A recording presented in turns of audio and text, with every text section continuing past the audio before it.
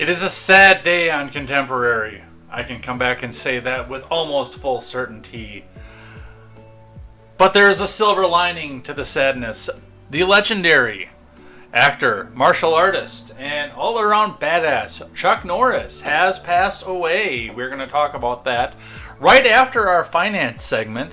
But the silver lining, of course, is the fact that all of the Chuck Norris jokes, memes, and everything else that we had before, well, we got 10 billion more of them on the day that he died. So we're going to talk a little bit about that, share some of the jokes, including the one that is the title of this particular live stream and recording if you are watching this after the fact. But we'll talk about that, what happened there, and where we go with that. In other death news, actually, Robert Mueller, the special counsel and former FBI director, passed away.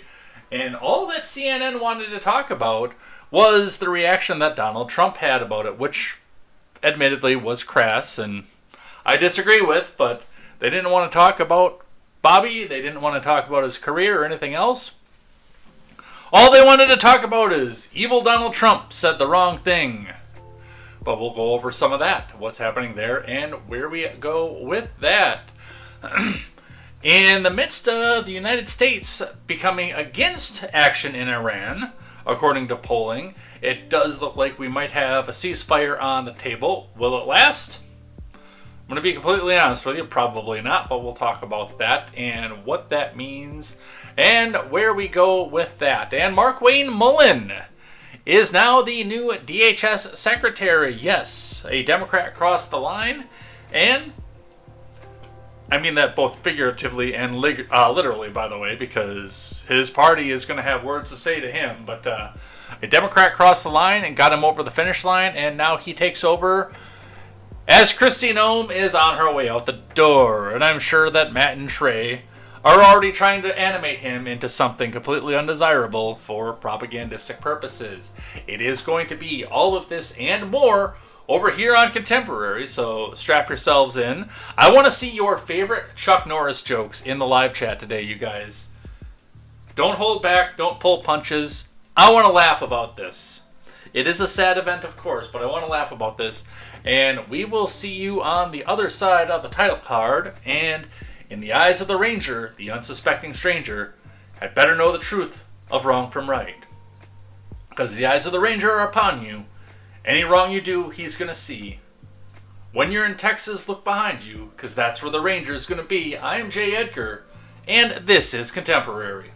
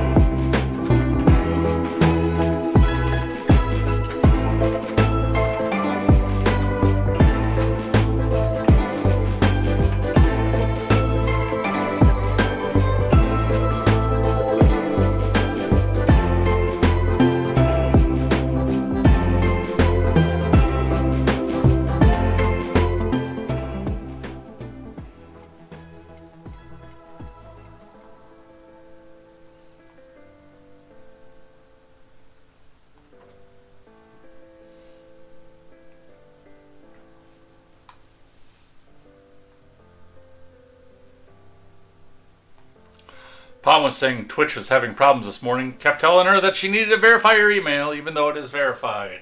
All that I have to say to that is email verifies Chuck Norris. That's all that I have to say to that. Good morning, everybody. Hi, my name is Jay Edgar. It is a sad day this morning. As I said in the opening, we do have to give the passing of Mr. Chuck Norris. As I said before the title card, I do want to see your best Chuck Norris jokes this morning. Yes, Quest Fanning shared a text. I've already actually re-exed it, by the way. I've gone through and asked people for their best Chuck Norris jokes in chat because I want to see them. I think they're funny, especially now. Plus, like to stir the pot. We do have a bunch to go over here today. Actually, on the main news, it's a fairly regular, this is the kind of workload I had when it was a daily show today. Not so bad. The Iran war is actually kind of in a quiet spot, possibly because it did not sell well to the American people. And if I know one thing about the Orange Man, he does not like to be unpopular. Say what you will about his policies, and trust me, I will, at length, whether you want me to or not. Say what you will about the social chaos that he's been causing and everything else.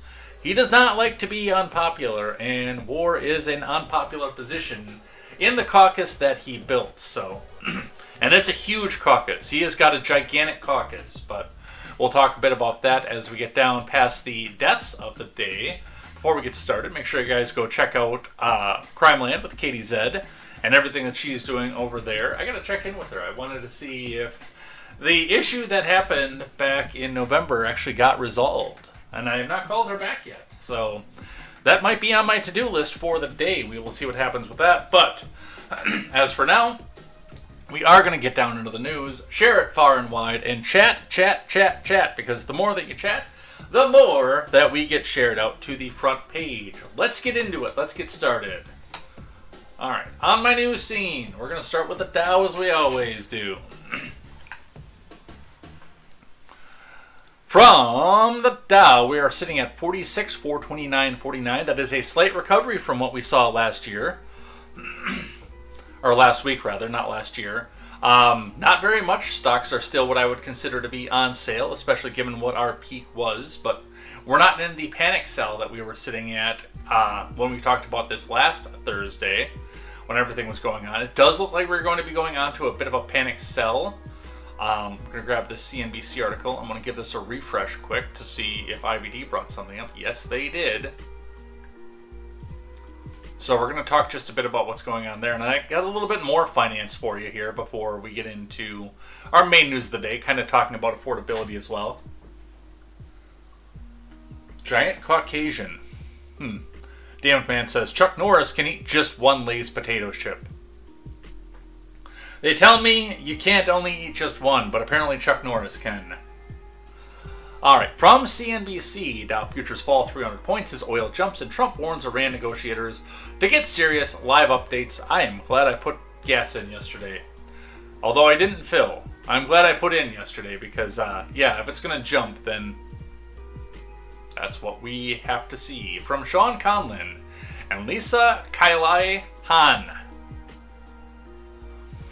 Stock futures fell on Thursday, weighed by higher oil prices as traders followed the latest developments out of the Middle East. Futures tied to the Dow Jones Industrial Average fell 333 points, or 0.7%.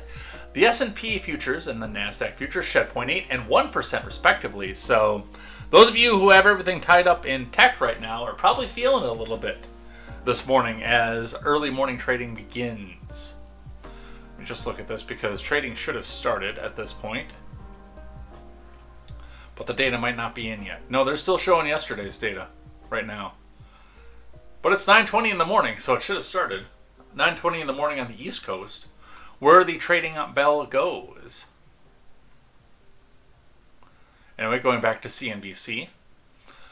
Crude oil prices rose on Thursday, putting pressure on equities, as they often do, because crude oil trickles down into every industry. Brent futures jumped 3.8% to 106.07 per barrel.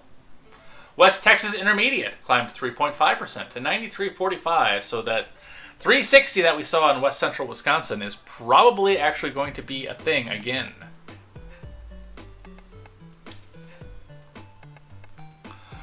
President Trump said in a Truth Social post that Iran better get serious soon before it's too late, because once that happens, there is no turning back and it won't be pretty. Trump also labeled Iranian negotiators as very different and strange, claiming they were begging the U.S. to make a deal now to end the 4-week war.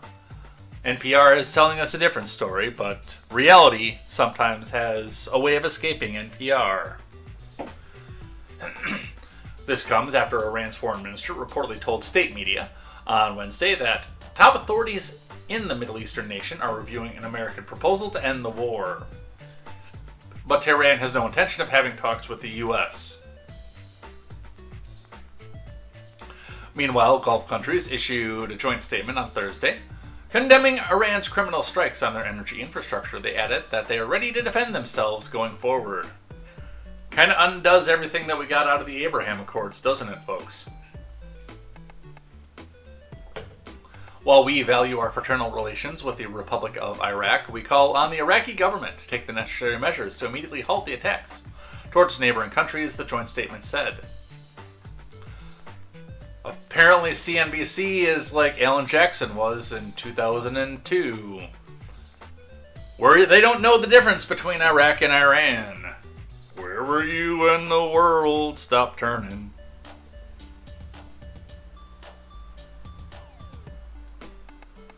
Wall Street is coming off a winning session, putting major averages on track for a winning week, even in the face of the contradictory statements made by the U.S. and Iran regarding peace talks between the two sides. So that is your futures, what's happening, what has happened.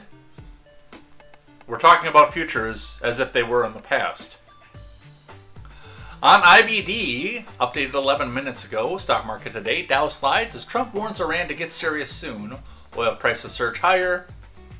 From Scott Latonin, futures for the Dow Jones Industrial Average and other major indices traded lower ahead of Thursday's market open. We know about that. Ahead of the opening bell, Dow dropped 0.7, S&P dropped 0.8, and NASDAQ went down 1. We know all that too. Early Thursday, the 10-year yield climbed to 4.38%, which again means the government is once again asking you for your money and trying to make it worth your while to do so. U.S. oil rallied nearly 5%, with West Texas Intermediate trading around 94.50. Also, Bitcoin is down to roughly 69.4.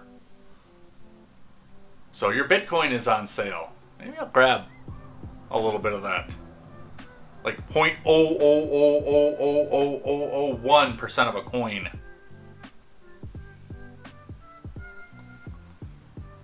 I'm working class. That's all I can afford. Among ETFs, the Invesco QQQ Trust fell 1.1%, and the SPDR S&P 500 ETF dropped 0.8% ahead of Thursday's market open. Your winners and losers. Inside the Dow Jones average, Chevron gained nearly 1% as oil prices surged, as one might expect. On the downside, Amazon, Goldman, and Nvidia were among the biggest decliners in pre-market. Amazon shares slipped more than 1%, threatening to give back about half of Wednesday's rally. Goldman's stock also declined more than 1%, on pace to snap the 5-day winning streak. And Nvidia lost more than 1% as well. The stock continues to see resistance at its long-term 200-day moving average.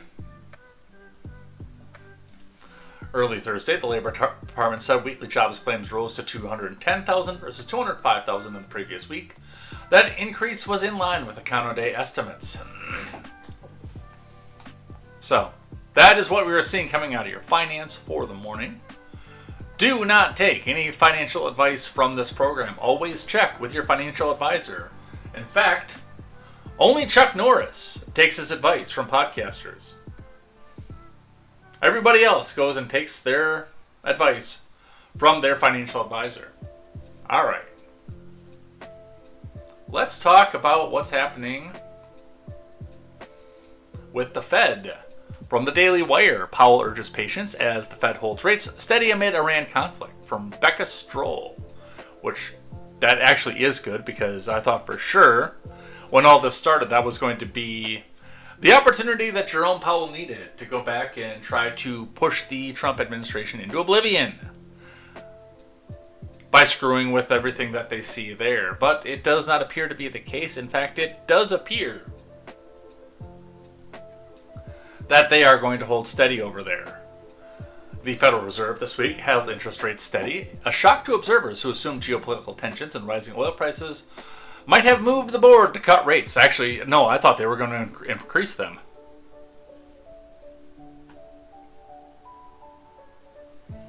Damn Man says, finances take advice from Chuck Norris.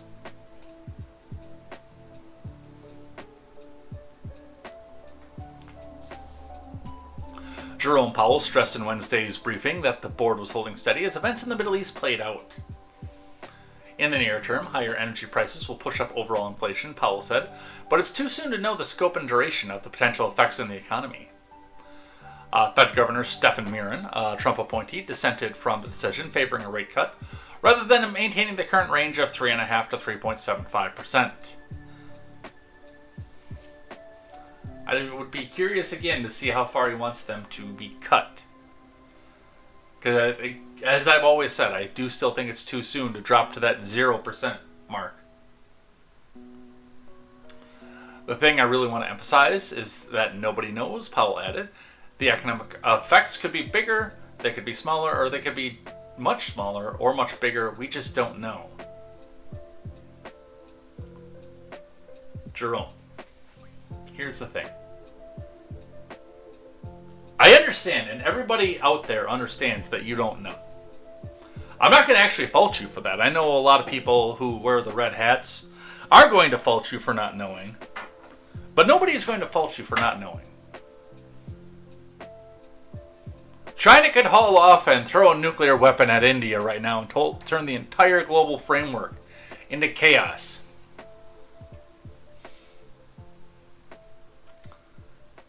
That's just one of the most extreme things that could happen on any given daily basis that you wouldn't be able to account for as you're trying to figure out what to do with the Fed rate and the percentage that goes with that. I get that. Nobody is dogging you for not knowing. But see, we put you on the board of the Fed. Well, the Fed put you on the board. We just grudgingly accept it. But you're on the board of the Fed because you've got the ability to actually look at the data and make a possible prediction on a day-to-day basis. You can't account for everything, and we understand that, but your job is literally to look at the data and say, hey, we've got a general idea. So, yeah.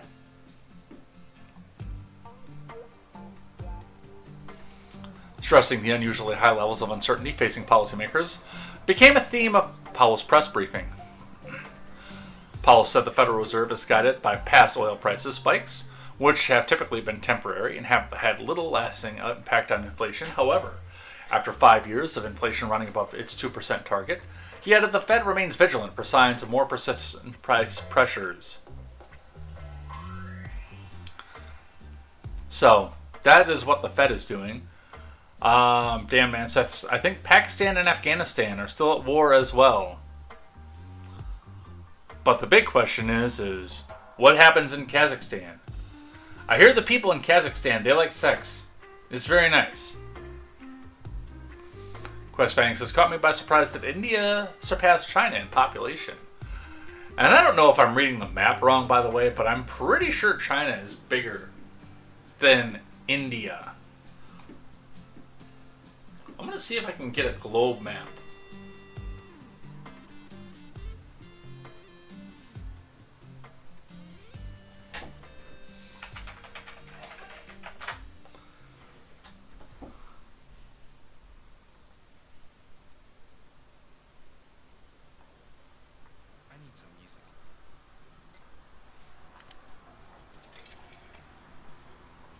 No, they don't do the globe thing anymore.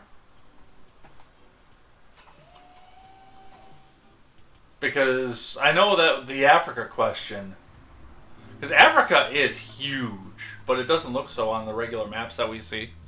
I'll bring that over here. I do want to undock that though.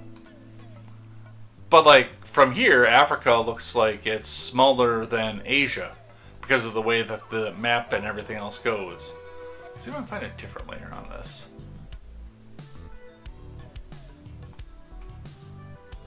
Google Maps used to have a globe. There it is, a globe view.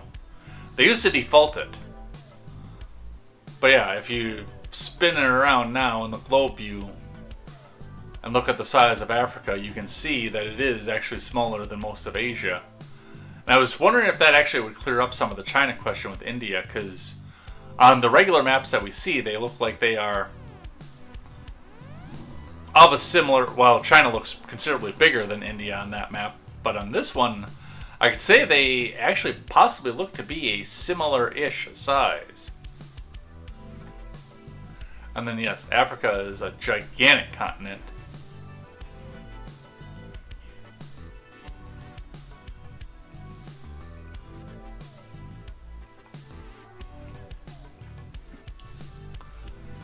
But yeah, I think that I think India might still be smaller. So that means that there's more people packed into a small area.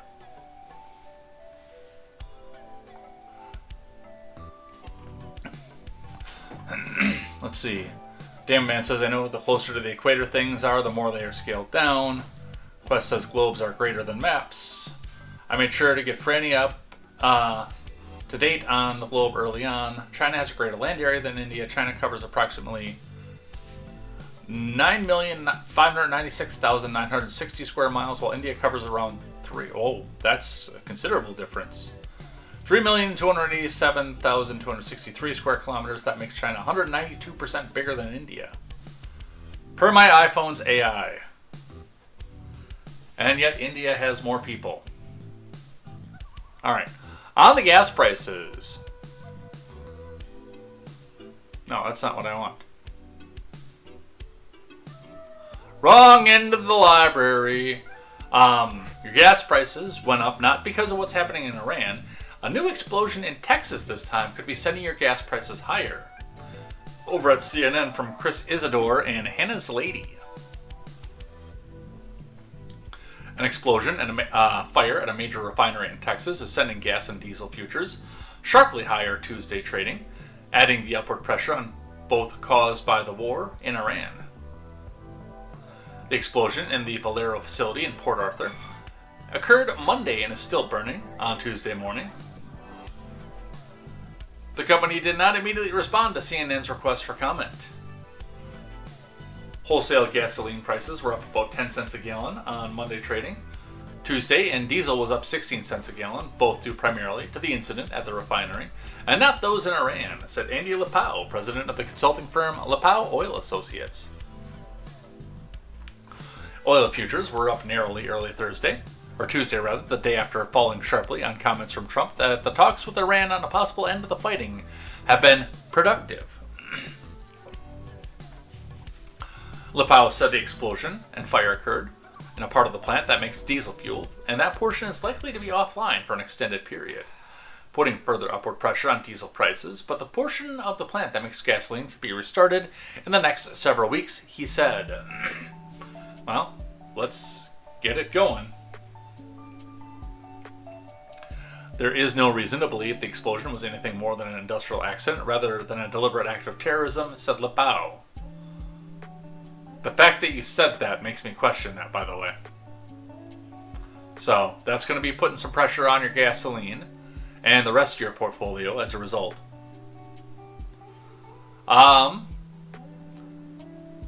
ABC 13 blaming the gas price rise on Iran. Again, Virginia drivers, truckers face rising gas prices as war in Iran pushes costs higher. The war in Iran has sent gas prices surging, and they're only continuing to rise. Actually, they came down quite a bit in Wisconsin, but now it sounds like they'll be back on the upswing.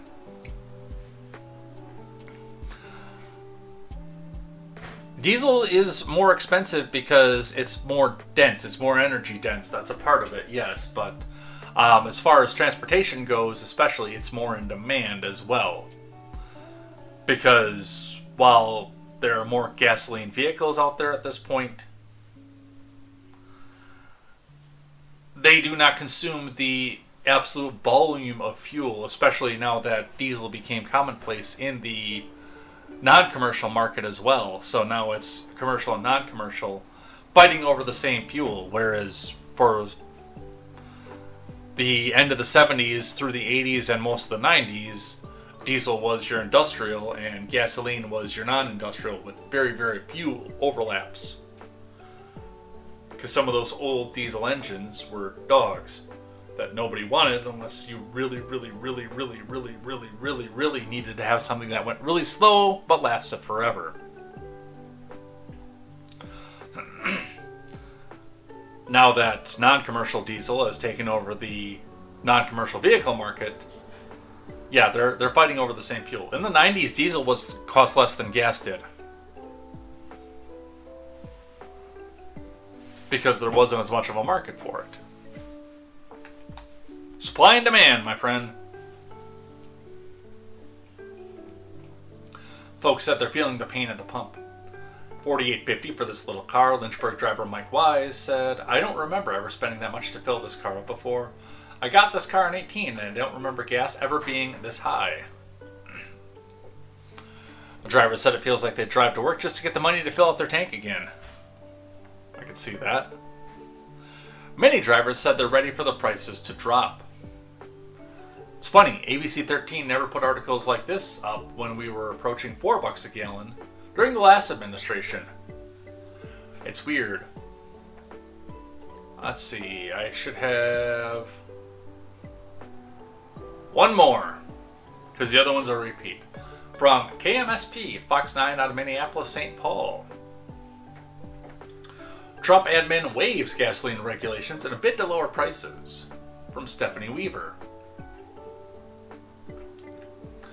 The Trump admin said Wednesday that it would temporarily waive some summer gasoline regulations, in a move that they hope will tamp down consumer prices that have soared since the Iran war began.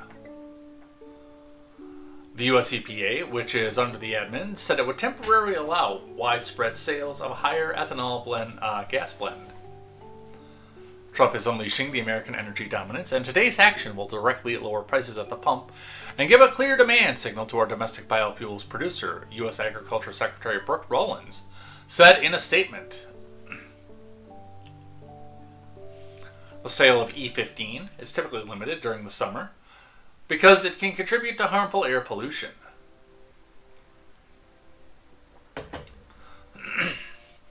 Lawmakers from across the aisle had called for Trump's EPA to approve the blend known as E15 in the summer to try and lower prices at the pump.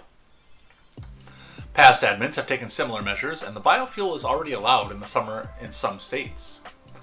In Kansas, Democratic Rep. Sharice Davids requested and has been granted emergency waivers for E15 for several years from EPA admins under presidents of both parties. This week, Senator Klobuchar from Minnesota urged the Trump admin to take a no-cost immediate step to curb rising domestic fuel costs amid the Iran war. But not all experts are convinced the move will lower gas prices more than a few cents, which a few cents, it helps. It does. It doesn't help a lot, but it does help. And consumers may be trading lower costs at the pump for higher prices at the store. Corn used for ethanol is corn that could be used for food. Not usually, said University of Minnesota professor Jason Hill. Instead, he thinks the move is a signal of goodwill to farmers coinciding with planting season, encouraging them to plant corn despite rising fertilizer and diesel costs.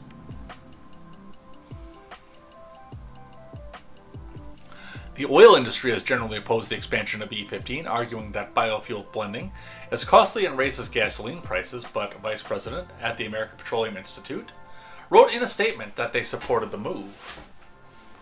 By temporarily easing summer fuel requirements, this action helps ensure American consumers will continue to have access to affordable, reliable energy, Will Hupman said. Just a couple things on the E15 thing, and this is coming from somebody who's worked on vehicles for a long time. I want to talk a bit about what they're going with the pollution side of things, and honestly some reality that I don't think a lot of the people that are making this commentary are 100% aware of at this point. Now, it is true. E15 is a little bit more energy dense. It doesn't burn as cleanly and completely as gasoline, especially in older engines from when it started being used in widespread use. Since then, in an effort to deliver more fuel economy, to deliver more power, to try to compete gas and diesel engines against each other and try to get the big truck guys to buy gas, as well as diesel though, we've had a lot cleaner burning emission systems. We've had a lot more stringent emission systems and engines that produce a lot more power, but as a byproduct also burn a lot cleaner, burn more completely. I do think that E15 in modern engines is going to contribute to a little bit more smog, but I don't think it's going to be the way that it was in the 90s and the early 2000s either. And if you're coming from a 90s and early 2000s mindset, I can understand and even respect the fact that your worry if we bypass these regulations is that you're going to produce extra smog. I get that. I understand where you're coming from on that. But no, I don't think it's going to be anywhere near the level that we saw in 1997 either. So that's my take on that. Alright, let's talk about the title. We're going to start one today with a article from TMZ. This is the before.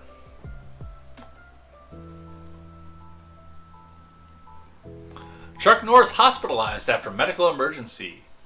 From TMZ staff. This is the beginning. But this happened after Contemporary last week, so I did want to make sure that we talked about it. Chuck Norris has been hospitalized in Hawaii, TMZ has learned. Sources with direct knowledge tell us some medical emergency occurred in the last 24 hours on the island of Kauai that landed Chuck in the hospital. We do not know the nature of the emergency, however. We are told that Chuck is in good spirits. Whatever happened must have occurred quickly because we're told on Wednesday he was training on the island. A friend of Chuck's was on the phone with him and we're told Chuck was in good spirits and cracking jokes. The 86-year-old just had a birthday earlier this month, and he marked the occasion by posting a video on social media showing him sparring with a trainer. Story is developing. And, well, it developed. From Variety, which I've got 2 Variety articles on this one right now today. But one is on the commentariat side. From Variety, Chuck Norris, action icon and Walker, Texas Ranger star, dies at 86 years old. From Carmel Dagan. Chuck Norris, the martial arts champion who became an iconic action star and led the hit series Walker, Texas Ranger, has died. He was 86. Norris was hospitalized in Hawaii on Thursday, and his family posted a statement Friday saying that he died that morning. While we would like to keep the circumstances private, please know that he was surrounded by his family and was at peace, his family wrote.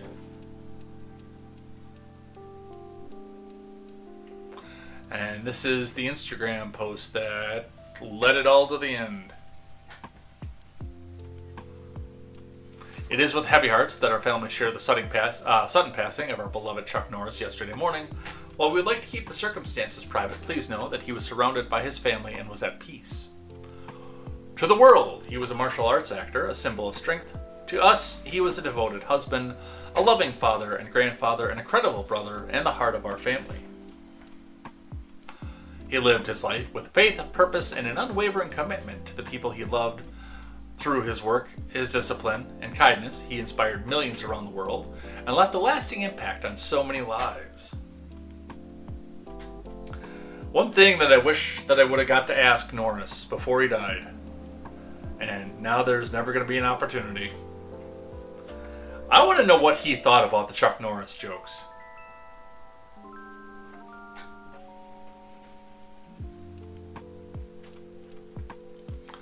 While our hearts are broken, we are deeply grateful for the life that he lived and for the unforgettable moments we were blessed to share with him. The love and support he received from fans around the world meant so much to him, and our family is truly thankful for it. To him, you were not just fans, you were his friends. We know many of you had heard about his recent hospitalization, and we are truly grateful for the prayers and support that you sent his way. As we grieve this loss, we kindly ask for privacy for our family during this time. Thank you for loving him with us. With love, the Norris family.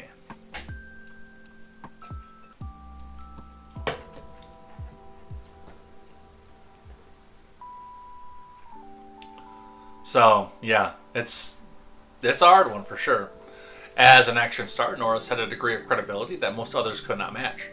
Not only did he appear opposite the legendary Bruce Lee in the '72 film The Way of the Dragon, aka Return of the Dragon, but he was a genuine martial arts champion who was a black belt in Judo, 3rd degree black belt in Brazilian Jiu-Jitsu, 5th degree black belt in Karate, 8th degree black belt in Taekwondo, 9th degree black belt in Tang Soo Do, and 10th degree black belt in Chun Kuk Do. Goats and Scarves says, I have seen some clips of Chuck telling some of his own jokes.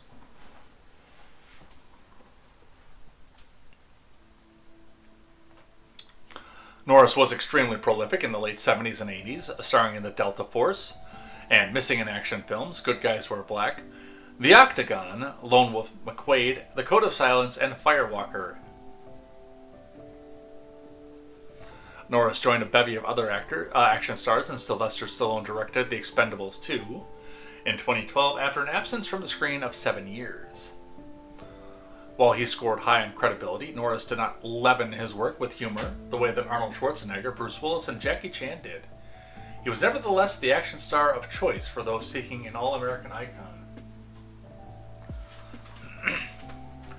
In 1984, Norris starred in Missing in Action, the first in a series of films centered around the rescue of American POWs, purportedly still held after being captured during the Vietnam War. Norris's younger brother, Wyland, had been killed while serving in Vietnam, and the actor dedicated his Missing in Action films to his brother's memory, but critics of Norris and producer Cannon Films maintained the films borrowed too heavily from the central conceit of Stallone's highly successful Rambo films. As Norris's movie career began to wane, he made a timely move to television, starring in the CBS series Walker, Texas Ranger, inspired by his film The Lone Wolf McQuade. The program ran from 1993 to 2001, and the actor reprised the role of Cordell Walker in the TV movies Walker, Texas Ranger 3, Deadly Reunion in 1994, and Walker, Texas Ranger, Trial by Fire in 2005. Also in 2005, Norris made the last film in which he starred, the straight-to-DVD The Cutter.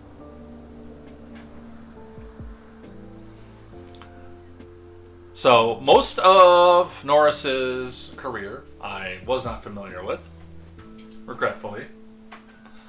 But I was a Walker, Texas Ranger fan, obviously. My parents were. I would almost criticize the oversimplicity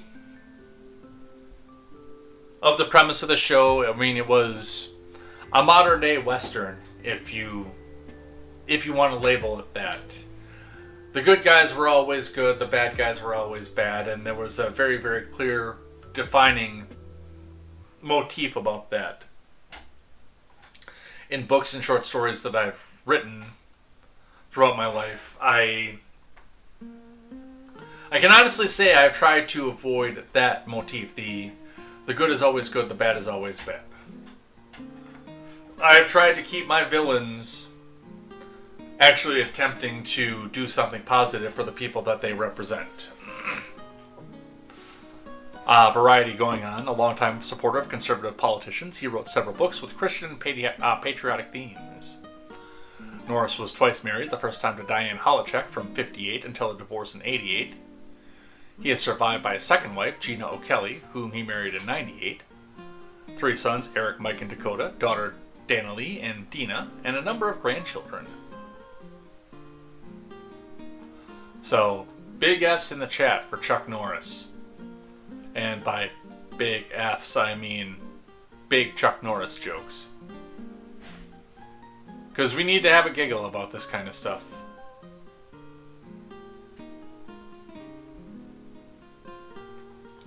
Chuck Norris's final co-star, Vanilla Ice, says America's Badass wasn't just Hollywood fluff. From Ashley Hume and Larry Fink.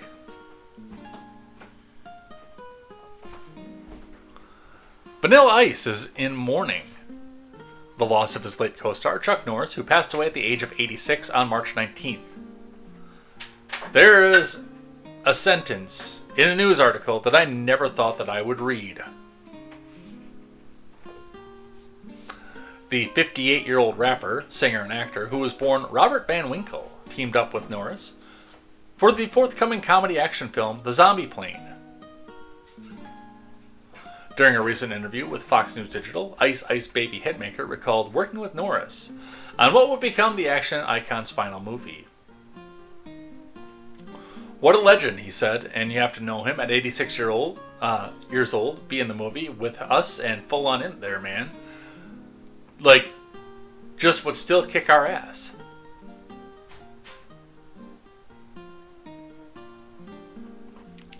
He's America's badass, Vanilla Ice continued. We all knew that this wasn't just Hollywood fluff. He was real. This guy could really put a foot of whoop ass on you and send you down, man. And some kind of scissor kick or something, and you'd never see it coming. And he was always in great shape. I mean, this guy was just, if you want to pattern yourself after someone's life, this dude is awesome, man.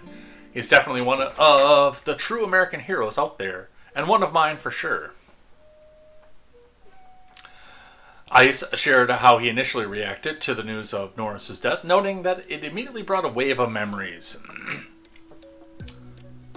So, I didn't even know that they were making a movie together. Apparently it's going to come out soon. Apparently it's not done yet.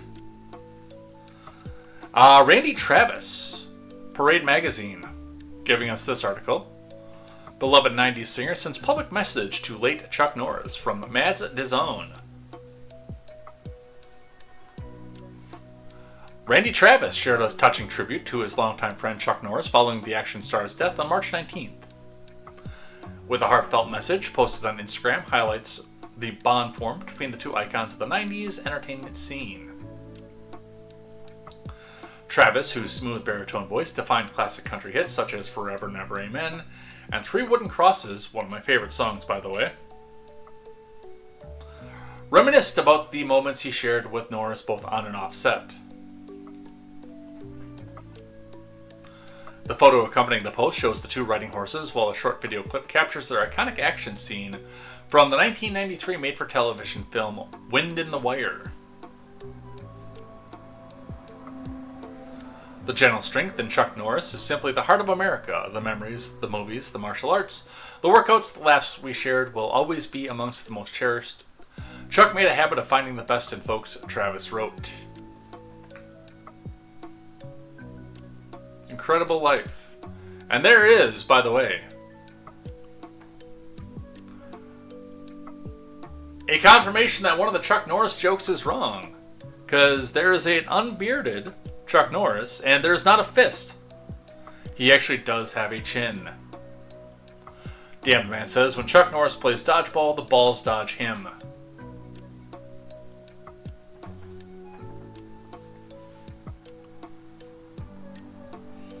So, touching memory, that's for sure.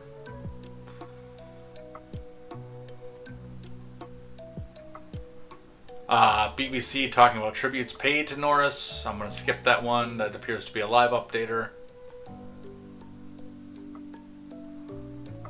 But I do want to talk about the anti-sentiment coming to us from the other Variety article. The variety of Variety articles, if you will. From Variety, Chuck Norris was a great action star, but politics may overshadow his legacy, and they got dragged for this. Rightly so.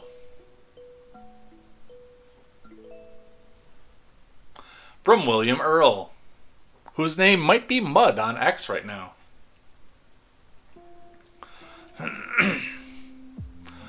You're nothing but a chicken shit weasel who thrives on the misery of others, and when death calls, you'll be screaming like a baby. Norris delivers this incredibly badass line to bad guy Ramon Cota, played by Billy Drago, near the end of his 90s Delta Force 2, The Colombian Connection.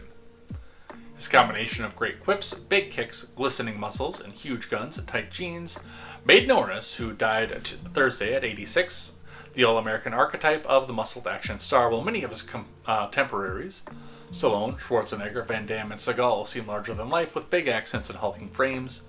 Norris felt commissioned by the military to prove what good strongman was. And I never, I knew that he did Bowflex stuff when I was younger. But I never considered Norris to be the big jack badass like Stallone and Schwarzenegger and Van Damme were, where they, you looked at Stallone sometimes and you wondered what level of steroids he was on. Chuck Norris looked like a regular guy. I thought, at least. A very lean, very ripped regular guy, but he looked normal. Not roided out like The Rock. No offense, Dwayne. I still love your stuff.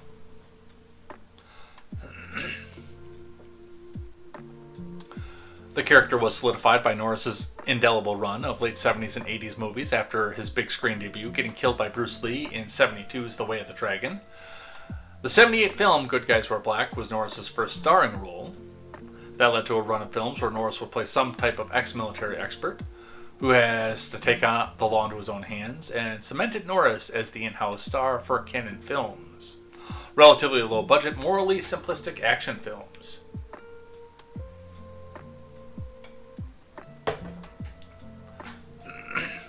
The structure was established early. An all-American loner has to gun down outsiders who threaten his way of life, or go to another country to make sure justice is done. In one, he's a Texas Ranger, taking down a drug dealer, 83's Lone Wolf McQuade, which inspired Walker, Texas Ranger. And others, he's an escaped POW who goes back to Vietnam to save more men. 84's Missing in Action, which spawned 2 more sequels. A Chicago cop who engages with gang civil war. 85's Code of Silence, and a special ops agent who has to thwart a plane hijacking. 86's The Delta Force, which also launched 2 more sequels. In nearly every Norris movie, he's muscling into a foreign land or othered community, kicking a bunch of ass, completing his mission, and hitting the road or neutralizing the new threat that came into his town.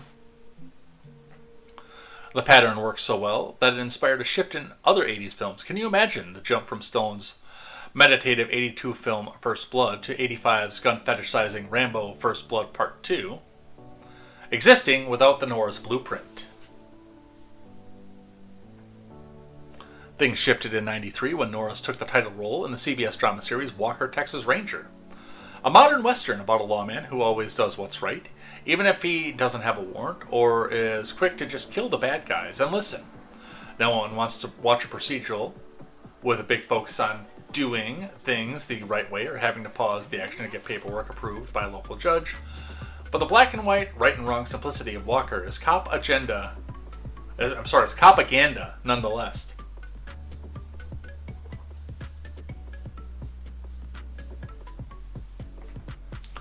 Norris's Cordell Walker was never wrong and always had a strong moral to share along the way.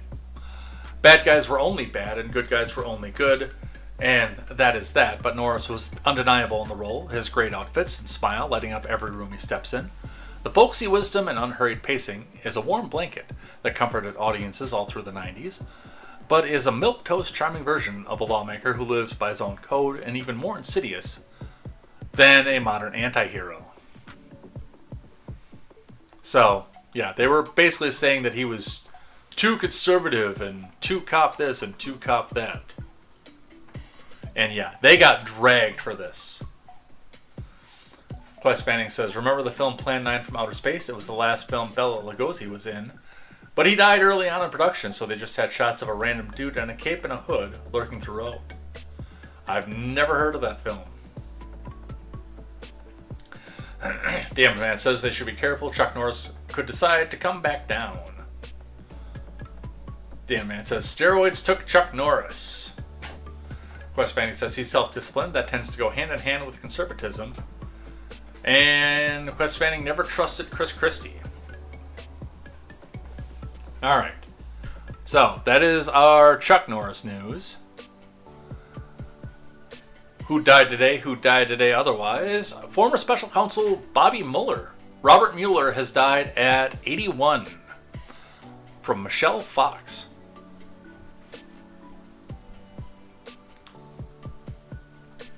Robert Mueller, the former special counsel who investigated Russian interference in the 2016 election, died on Friday. Mueller, also former director at the FBI, was 81. Excuse me. With deep sadness, we are sharing the news that Bob has passed away on Friday night. His family said in a statement on Saturday. His family asked that their privacy be respected. MS Now first reported the news on Saturday. Mueller concluded in 19 that Russia interfered in the election in an effort to influence voters toward President Trump's 2016 campaign. Yeah, they didn't change any votes physically, but they just said, hey, you guys might want to go vote for Trump. It's so scary.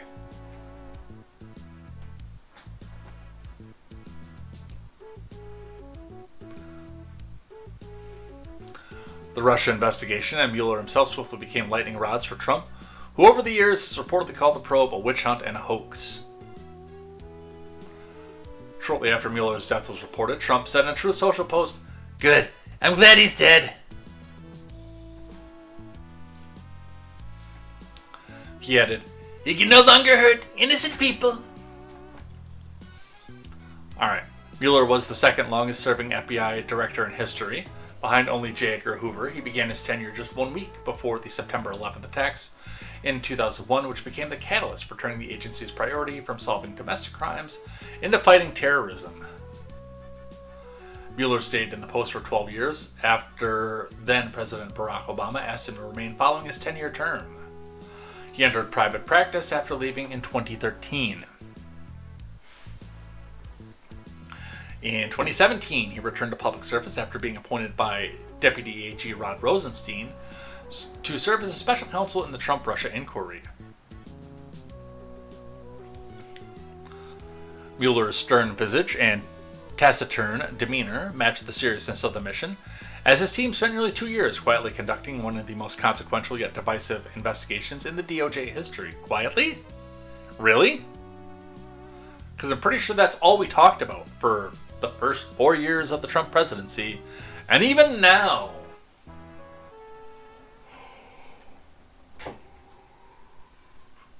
He held no news conferences and made no public appearances during the investigation, remaining quiet despite attacks from Trump and his supporters, and creating an aura of mystery around his work.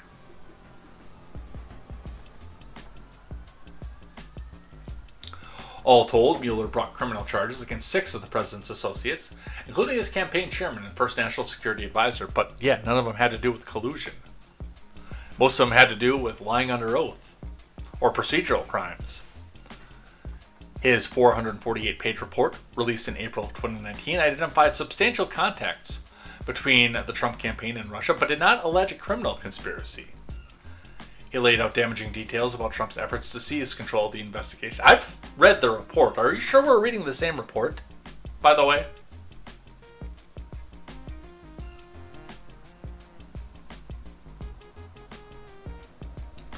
He laid out damaging details about Trump's efforts to seize control of the investigation, and even shut it down, though Mueller declined to decide whether Trump had broken the law, in part because of department policy barring the indictment of a sitting president. But in perhaps the most memorable language of the report, Mueller pointedly noted, if we had confidence, after a thorough investigation of the facts that the president clearly did not commit obstruction of justice, we would so state. Based on the facts and the applicable legal standards, we are unable to reach that judgment. That was a weasel word to say that we're getting paid to go find this, but we can't find anything.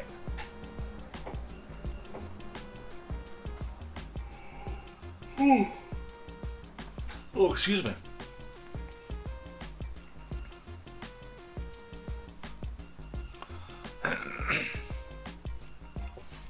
The nebulous conclusion did not deliver the knockout punch to the admin that some of the Trump opponents had hoped for, nor did it trigger a sustained push by House Democrats to impeach the president. No, they already had that. Though he was later tried and acquitted on several allegations related to Ukraine. That were also bullshit, by the way. The outcome also left room for A.G. Barr to insert his own views. He and his team made their own determination that Trump did not obstruct justice, and he and Mueller privately tangled over a 4-page summary letter from Barr that Mueller felt did not adequately capture his report's damaging conclusion. That is so much propaganda in 7 paragraphs.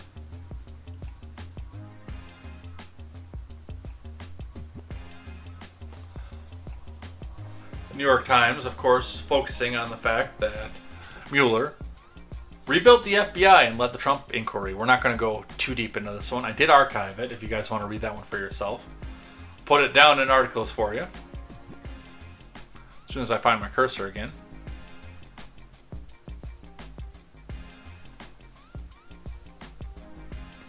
To the Discord it goes.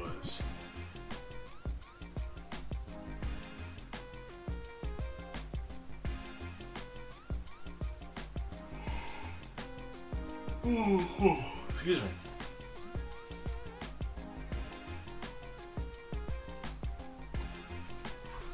We will put that right there. For advocates of the New York Times, a former newspaper. But of course, CNN only focusing on one thing for that one.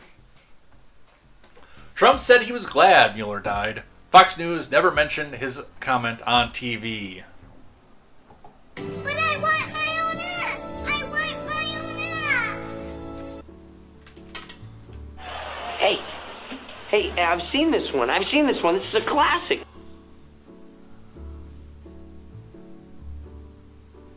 From Andrew Carell and Brian Stelter. Because of course it's Brian Stelter.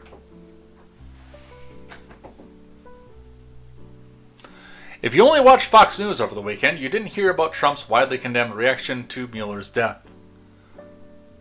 Dude, I work over the weekend. I don't get a chance to look into a lot of news because basically at work I come home, make dinner, and go to bed. I knew about it. It's called having a presence. If you want to be informed, you will be informed. And nobody goes religiously to Fox News. You morons.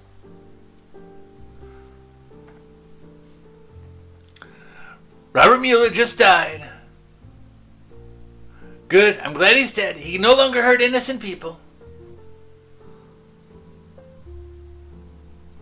Saturday, Fox News mentioned Mueller's death at least 6 times on air without ever quoting Trump's celebration or the outrage post provoked.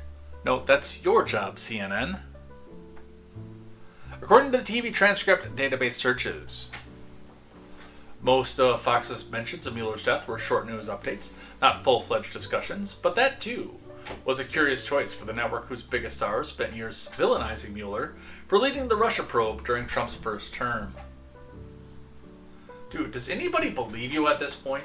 I gotta ask that question because, I mean, I think, honestly, Stelter is getting less believable by the day. But yeah, that's what that's what CNN thinks is the worst thing about the Mueller death. And the last death that has affected our society this week. Reclusive OnlyFans billionaire owner Leonid Radvinsky even managed to keep his death a secret. Per pals. Yes, the OnlyFans CEO has passed away. From Georgia Whirl. OnlyFans owner Leonid Radvinsky was such a secretive recluse that he was dead from cancer for days before the news ever became public Monday, a pal revealed to the Post. Insiders knew Radvinsky had been dealing with health issues for some time, and while his passing as tragic, he left behind a company that was fully prepared and resilient.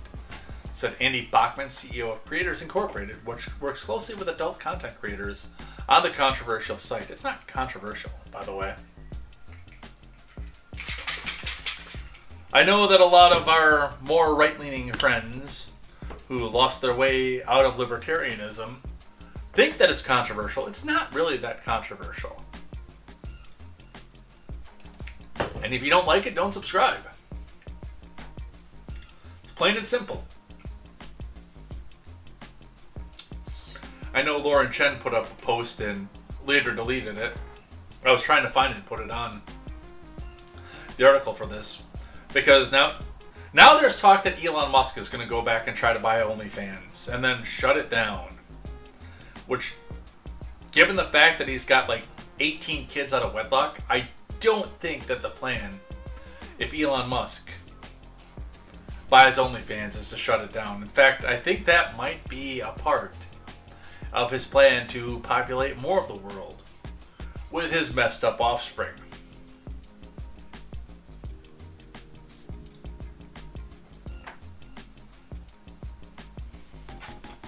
Radvinsky, who died following the long battle with cancer at age 43, made $7.4 billion by making porn mainstream and helping people to post their most private moments on the internet for money. That is not in any way, shape, or form what that was. And it was already mainstream. One of the biggest movies in the early 2000s was called The Girl Next Door, and it was all about the porn industry. It was already mainstream long before OnlyFans was even thought of for the most part. We gotta talk about this, because this kind of pisses me off. Now, I myself am against the idea of OnlyFans. I think it is a sort of prostitution that a lot of young girls don't know what they're getting into as they go. And then they come back out. They've got gaps in their resume if they want to go back to work. They have a limited dating pool that typically involves a lot of simps because of the standards that a lot of higher value men seem to have. Which they're chasing the higher value ones as they go. But honestly, this is my take on OnlyFans. I have two friends that have been on it. I don't know if either one of them still are at this point because I never subscribed to any of them. One of them I was actually actively courting for a long time. And I found out about it and stopped actively courting. We are still friends. Very much so. Because the activity itself, it doesn't bother me. It's never bothered me.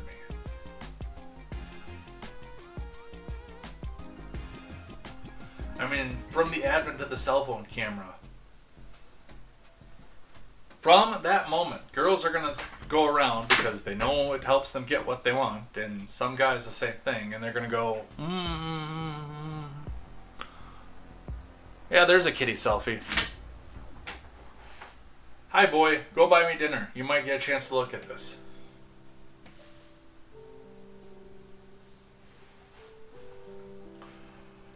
And yes, prostitution itself is one of the world's most... It is the world's oldest profession. It's prostitution.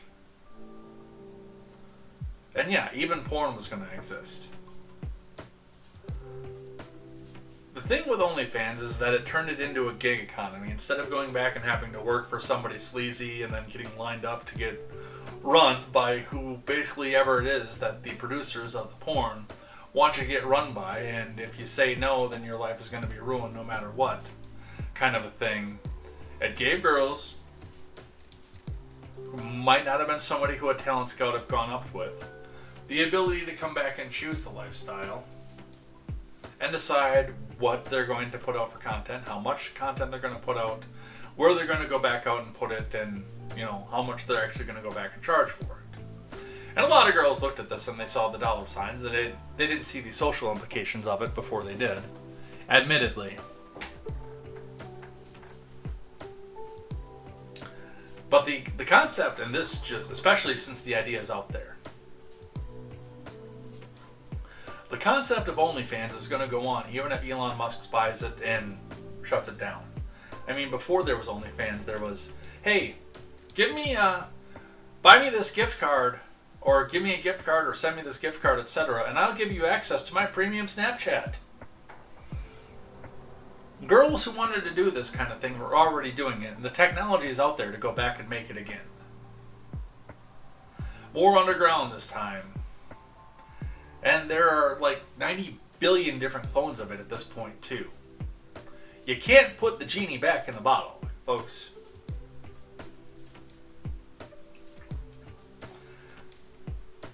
For you trad dudes who think that this is such a huge problem that you have to go back and shut everything down because it's something you don't like, and that means that everybody else has to not be able to enjoy it, and you'll get the government involved if possible. That's the other thing that kind of pisses me off about this whole thing is how many of these small government people want to use the government to go back and shut this down?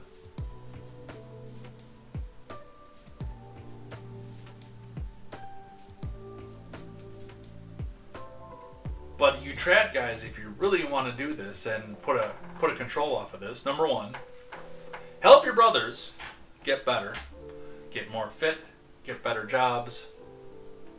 Help them step up in to the world where they don't have to resort to the OnlyFans, and then shame the ones who still want to go back to do that because it's way too easy and so easy and this and that and the next thing. Make it a societal thing because the technology, you can't unmake the technology that does this. And yes, Radvinsky is dead. And there's going to be some other sleazeball that comes up in his place. And yeah, even if Elon comes back and buys it and shuts it down, there is another degenerate who can reverse engineer this website and do it again and make $1 billion off of that. That's my rant on that. That's my take on this whole thing. And again, coming from somebody who has absolutely no desire to consume the product, even when I was porn addicted. Admittedly, it happened. Even when I was. I couldn't see the point of spending $4.99 a month to look at some fat Illinois girl when I could go find those same images, even sometimes of the same creator, on Google Images for free.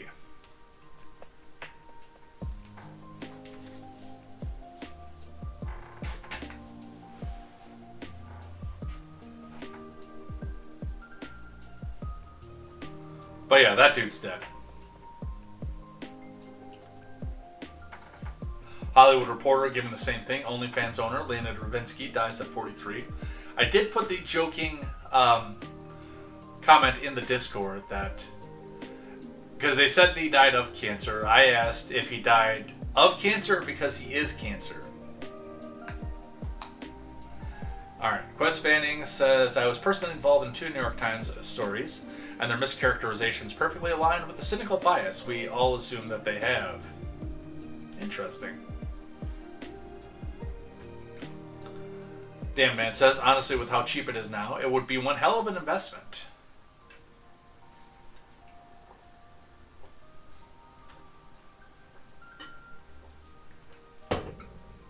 And Quest Fanning coming back with the exact same thing that I said. If you close OnlyFans, second-tier providers will fill the gap. Page 6 out of the New York Post.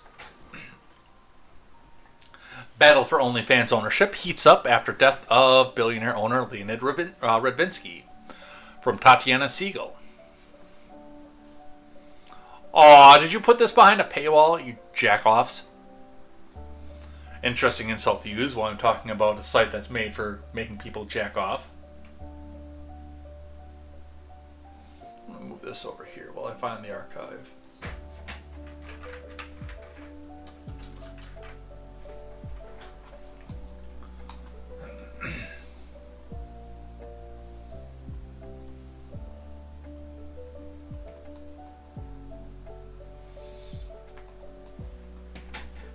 Don't don't worry, my browser history is clean at this point. I spent a lot of time getting that cleaned up and changing what it is that I even look at out there, but you guys also don't need to see who runs my bank and who runs my utilities.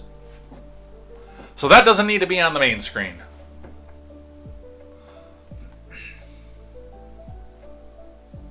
Oh, look at that, I beat the paywall. Ha! I win.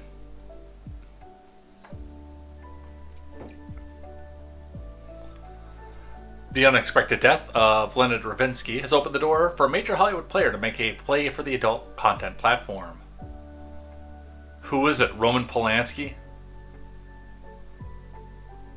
Oh shit. Now I'm sad. I just made myself sad live on air. Let's see. Earlier this month, P6H heard that Ravinsky was gravely ill and eager to unload the creator-led behemoth that generated $1.4 billion in revenue in 24 and has hosted everyone from Cardi B to Drea De Matteo to Whitney Cummings, which would also be an ironic name, for the person who owns OnlyFans. He was desperately trying to put the sale in place because he was worried about his family being taken advantage of.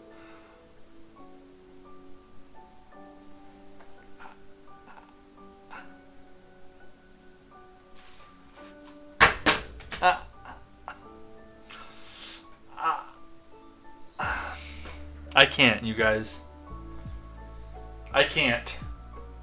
It's right there and I can't do it. Okay, the hell with it. The owner of OnlyFans was worried about his family getting taken advantage of. Let that sink in for just a moment.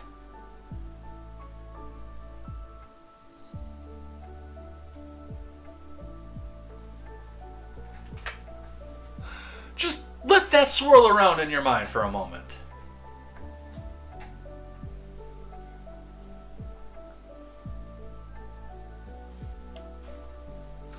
And again, this also coming from a place of a person who doesn't inherently disagree with the concept of doing it, but still understanding exactly what it is that's going on that phone screen.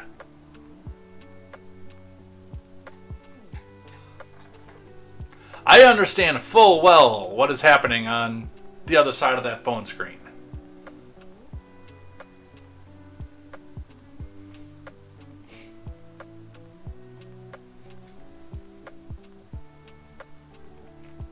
Since it first entered the public conversation, OnlyFans has evolved from being a platform dominated by porn to something more mainstream. Its two biggest areas of growth are in comedy and sports, which could make it an attractive asset for more traditional players in the entertainment space. Now, mind you, in that we already have PayPal, but I could come back and see this being a competitor if they get the whores off of it. I honestly don't know how long it would take before the site actually shed its, what do I want to say, its more brazen image into being something where it could be a successor to what Patreon was. Patreon was the word I was looking for, not PayPal. Because Patreon did cut off the porn. But then they cut off all the conservatives too, so the hell with Patreon. Brand Army, Buy Me a Coffee, stuff like that. If you did it right, you could actually make it a viable business model. And the infrastructure is already there. But I do anticipate for the next 5 to 7 years, it is going to still have the stigma of being a porn site.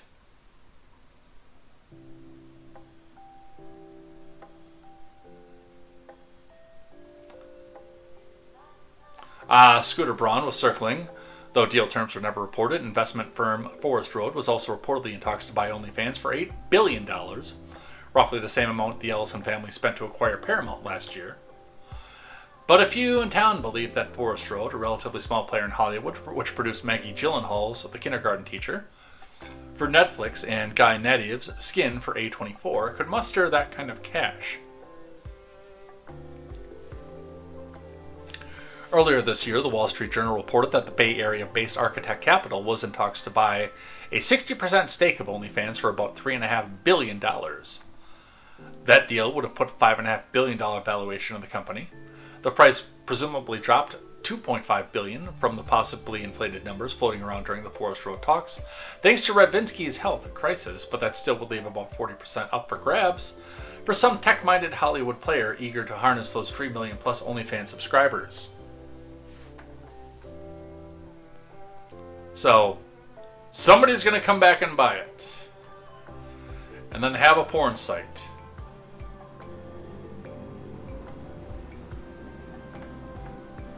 Alright, we're done with that. So, let's talk a little bit about what's happening in the rest of the world. Starting with our old friends over in Iran.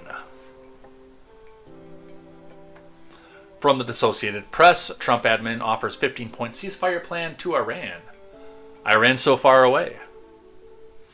From Amr Madani, John Gambrill, David Rising, and Sami Magdi.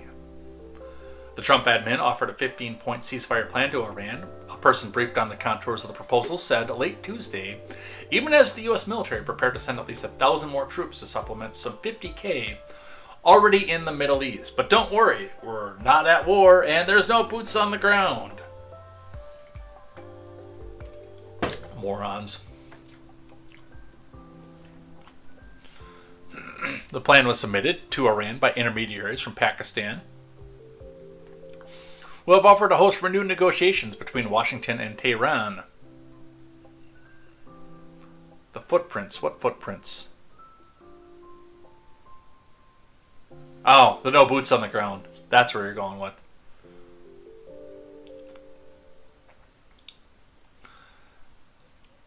According to the person who spoke on condition of anonymity because they were not authorized to speak publicly, which also means that it could be the night janitor.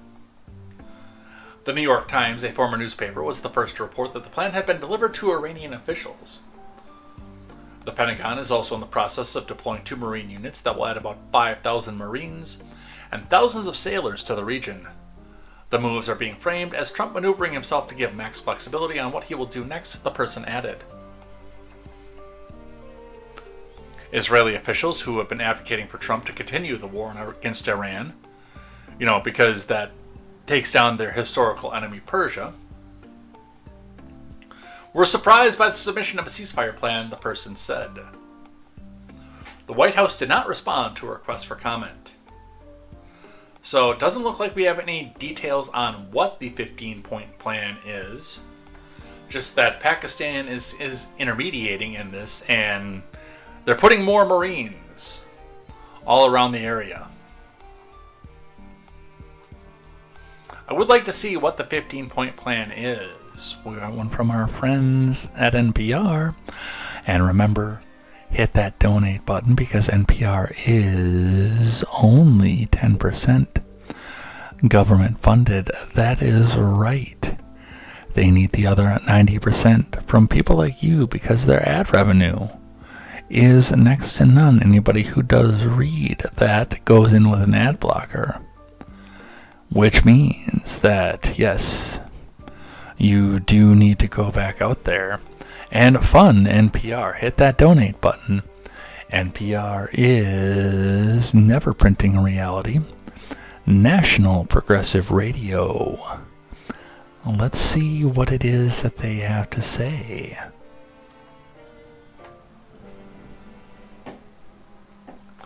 Iran rejects Trump's proposal to end the war and lays out 5 conditions.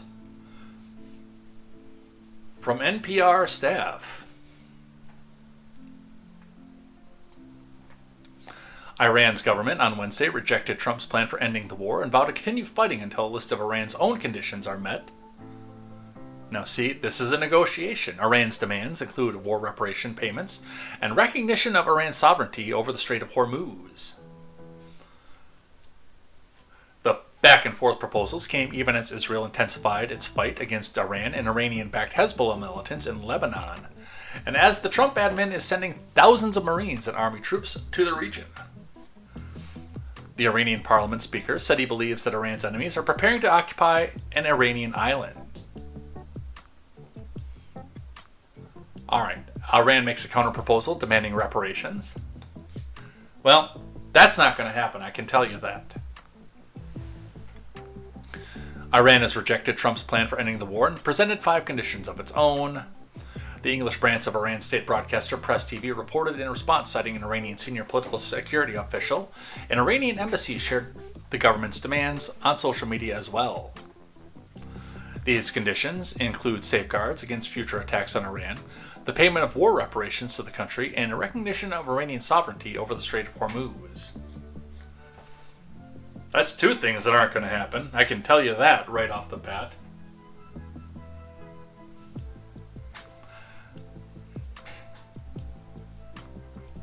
Iran embassy says on X, Iran's conditions to end the war, end to aggression by the enemy, concrete guarantees preventing the recurrence of war, which, I mean, you can't have that past 2028, realistically.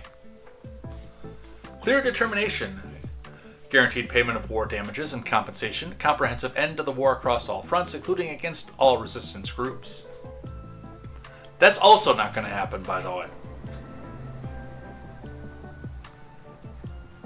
You're not going to get carte blanche around the world, especially when we are securing shipping lanes. Recognition of Iran's sovereignty over the Strait of Hormuz. Yeah, none of that is happening.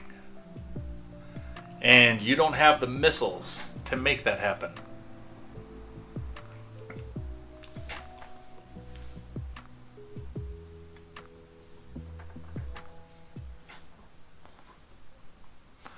The U.S. proposal, as first reported by the New York Times and Israel's Channel 12, including Iran's commitment to never pursue nuclear weapons and dismantling any existing nuclear weapons. But we don't have any details beyond that, so they're talking at least. Yeah, Crest Fanning says, in a negotiation, you need a starting point to walk back from. I got this feeling Iran is going to be doing a lot of walking back on that one. The BBC, who wants what and why from U.S.-Iran peace talks.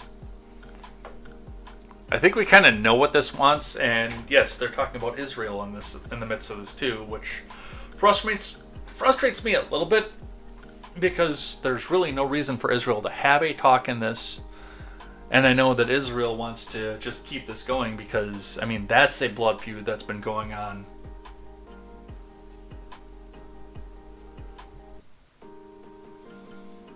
Since before Christ.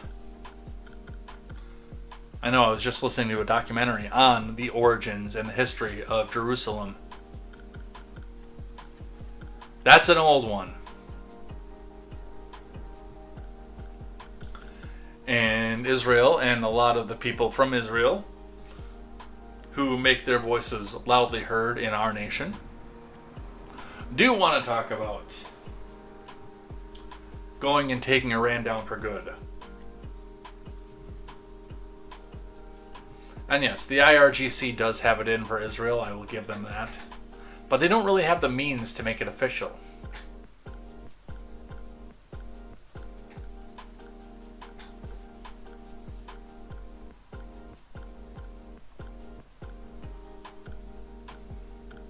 Alright.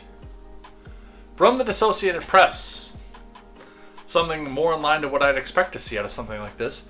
Most Americans say U.S. military action against Iran has gone too far.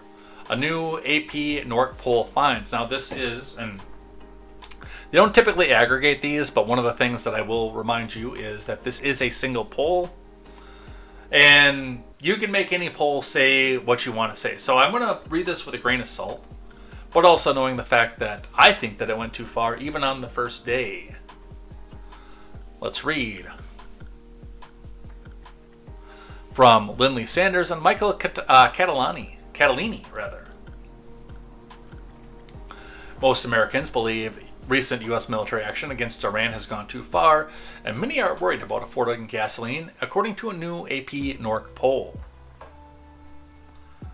As the war launched by the U.S. and Israel continues its fourth week, the survey from the Associated Press Norris Center for Public Affairs Research indicates that while the President Trump's approval rating is holding steady, the conflict could be swiftly turning into a major political liability for his Republican admin.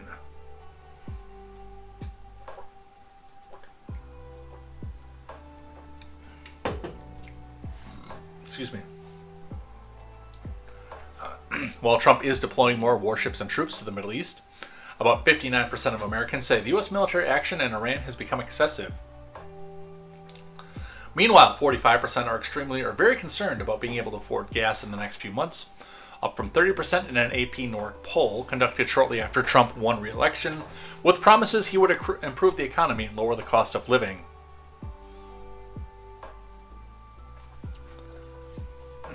Now, I will point out a few of my positions on this.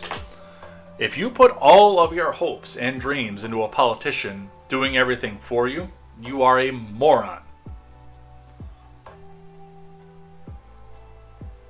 And I went into the Trump presidency under the belief that he had the best chance of making it more affordable, but that it was not going to be a guarantee. That there were a bunch of different things throughout the world that could change and throw the whole thing into chaos. I did think he had the best chance of making everything more affordable, but I knew that there were going to be a lot of things that were working against him as well.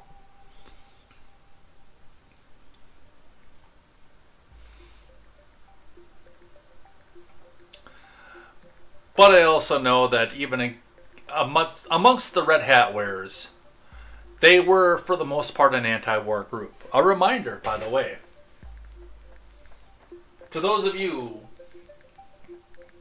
who have not been studying modern politics as closely as I have, remember the majority of the Red Hat wearers were anti-war Democrats, liberal Democrats, the union worker type, not the progressive authoritarian types. The vast majority of MAGA is that little niche of the Democrat Party who came over. And yes, even before that, they were against Bush because they were against war. I'm one of those people. I briefly flirted with the MAGA movement until he went on his spending spree after 2018. Under the idea that there weren't going to be any more new wars. Why was I wrong on that? And the spending was going to come back out and get curbed.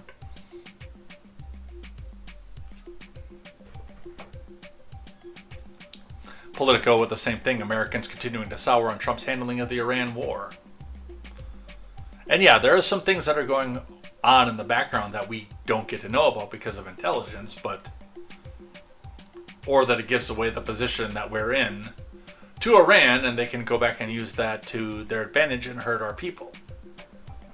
So yes, he is going to be tight-lipped off of this. Are we meant to call them things? I don't know what you're referring to, damned man. CNBC with a reminder, it's not just oil and gas. The Strait of Hormuz blockage is rattling another vital commodity, which they did this same thing under the Ukraine war too. Trying to rally up support for that and trying to rally up support for the whatever position the mainstream media had off of this. In the Ukrainian side, it was anti-Russia, but apparently every nation that gets involved with an enemy of the U.S. also has a gigantic amount of fertilizer, because we saw this exact same propaganda in the Ukraine. Quest Fanning says, now that it's happening, I'm honestly not that upset. I still am. I think there were better uses of our time.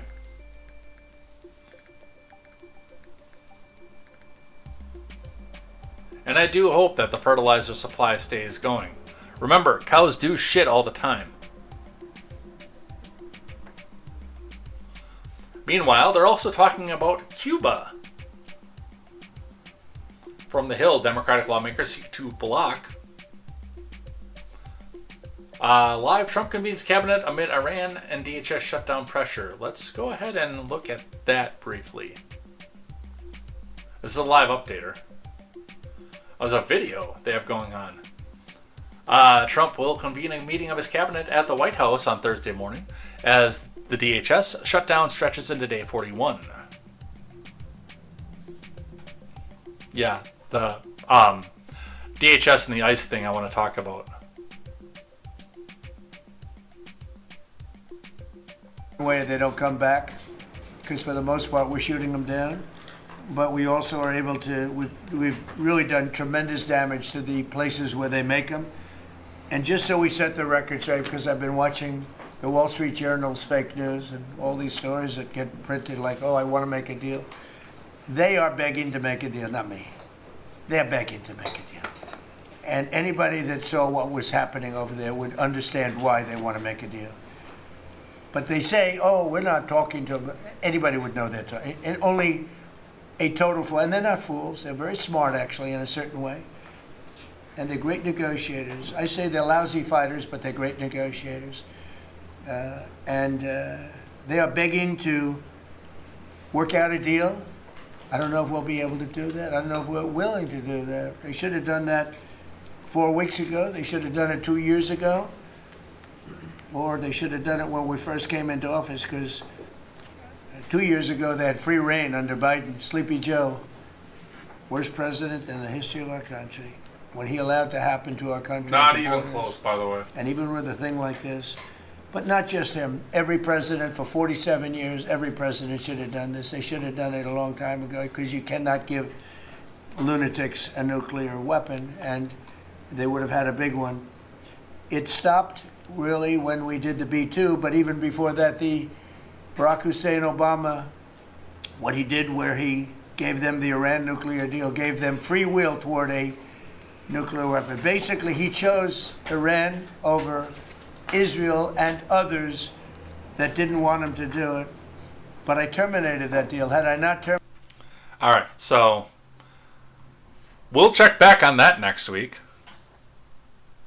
Had I not terminated that deal? A pair of lawmakers on Thursday unveiled legislation to block the government from using funds for military action against Cuba without the consent of Congress, as Trump floats a takeover of the island. I say I agree with this, but also too little too fucking late, folks.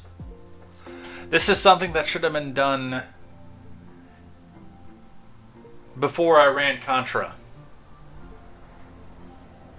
This is something that should have been done in the 80s, folks.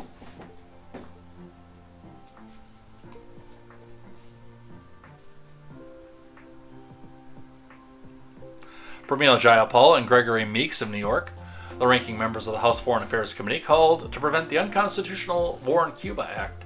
The text provides an exception for the president to use force where there is an imminent threat. The legislation is an additional effort by lawmakers to oppose Trump's pressure campaign against the island. A group of Senate Democrats earlier this month introduced a war powers resolution to block any use of the military against Cuba without the consent of Congress. Likewise, a group of House Democrats on Tuesday introduced their own war powers resolution. And again, the time to do this was in the 80s, when we started to get the war hawks and the warmongers. But you guys were okay with that because, well, your portfolios are lined with Halliburton, well, not anymore. But what's modern now? Northrop Grumman, Lockheed Martin, stuff like that. It makes you money when we go to war. But you also can't support anything the Orange Man does, otherwise you might not get your seat back next year. Which is a really, really dumb way to consider what it is that you're going to do. And how you're going to be beholden to your constituency.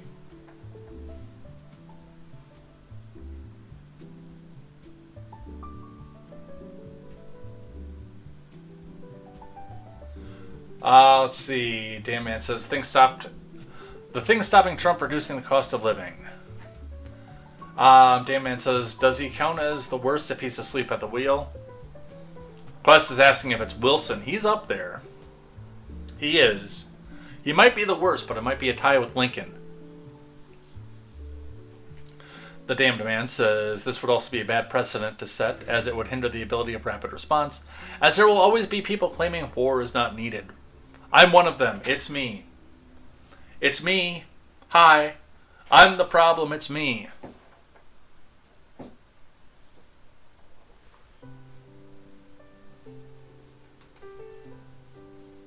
I think war is not needed. That is my first position, and it always has been, is anti-war. And they're talking about putting a Castro into that office. Let's talk a little bit about this. From CBS News, TSA wait times stretch up to 6 hours as ICE and other Homeland Security agents deployed to 14 airports.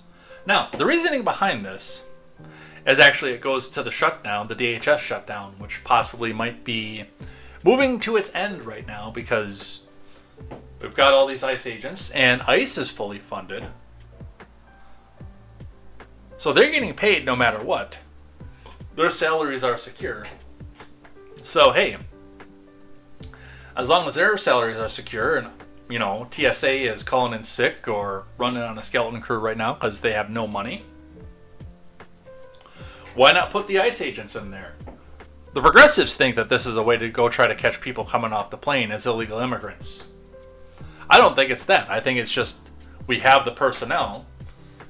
The department doesn't have the personnel. Let's help out the other department here. From CBS is Chris Van Cleve. The Trump admin deployed ICE and other Homeland Security agents to 14 of the nation's airports on Monday to help shuttle passengers through the overcrowded TSA checkpoints. In one airport, the security line wait time was up to 6 hours just to get through security.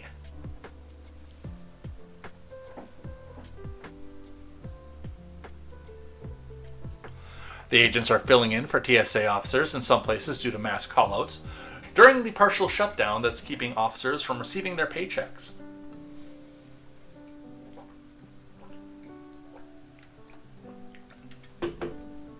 More than 3,400 TSA officers, nearly 12% of all TSA officers who are scheduled to work, called out on Sunday, which is the most since the start of the partial shutdown. Amid severe shortages, some travelers navigating George Bush Intercontinental Airport in Houston dealt with 6-hour wait times. Lines were snaked up to 3 floors, starting in the basement's subway corridor before passing through the baggage claim area. Security lines at Atlanta's Hartsfield-Jackson International Airport extended all the way outside of the terminal.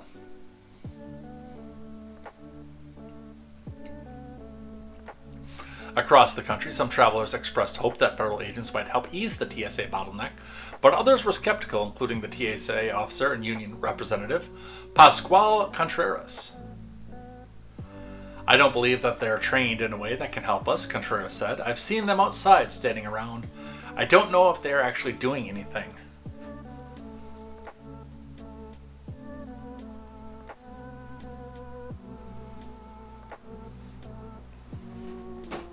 Trump has told federal agents not to wear masks while operating in the airports. He's also said that they may soon be joined by National Guard troops if a deal to end the shutdown is not reached. And again, you've got the personnel there. I would almost, and this is just me, if I was in this position and they shut down my DHS and the TSA people were calling out, if God forbid I was the president, God, that's a scary thought in and of itself, I would actually probably go National Guard before I went TSA. Because again, this is a partial shutdown, so the National Guard is fully funded. They're adaptable. They can go into this. They can at least keep stuff moving. I know they're not going to be as perfect as it as people who do it every single day, but you know, I've heard those people suck too.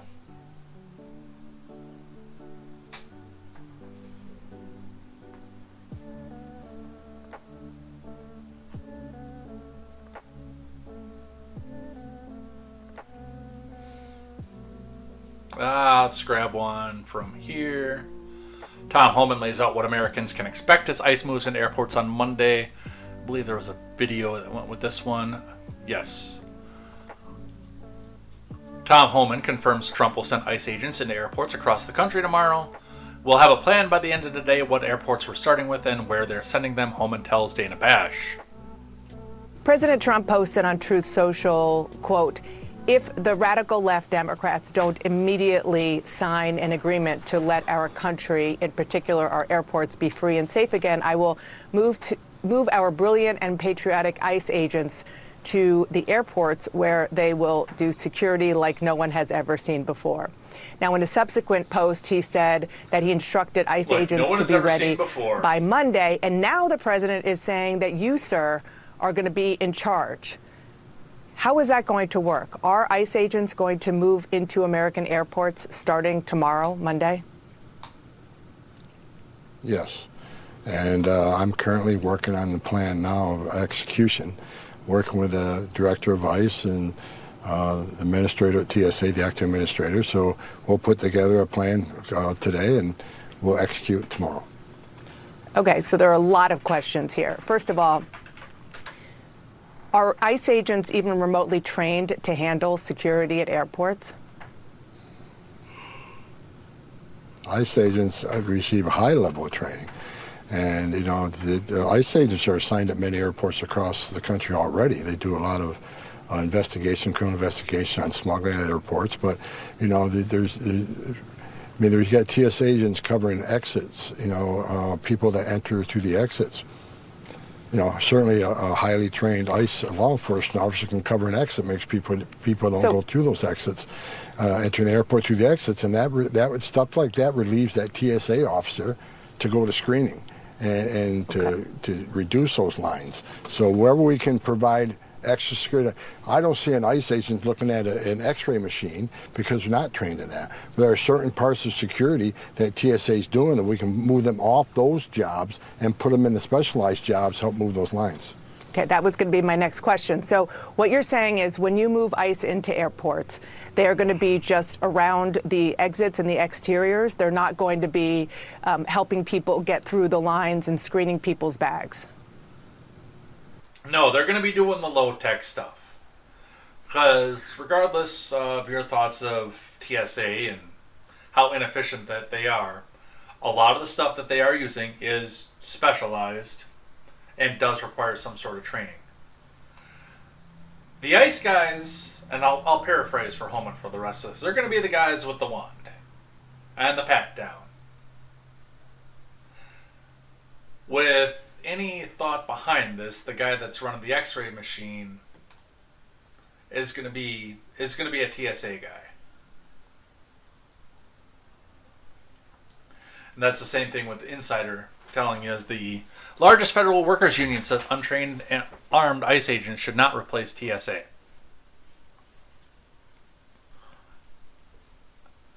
I don't necessarily think that they should be armed either, but I've got some inkling to myself that the DHS is going to keep that in place no matter what it is that I think. Because the TSA, if I recall correctly, isn't armed. I think they've got like 1 or 2 armed security guards there. But the agent that's feeling you up as you go through the line is not armed.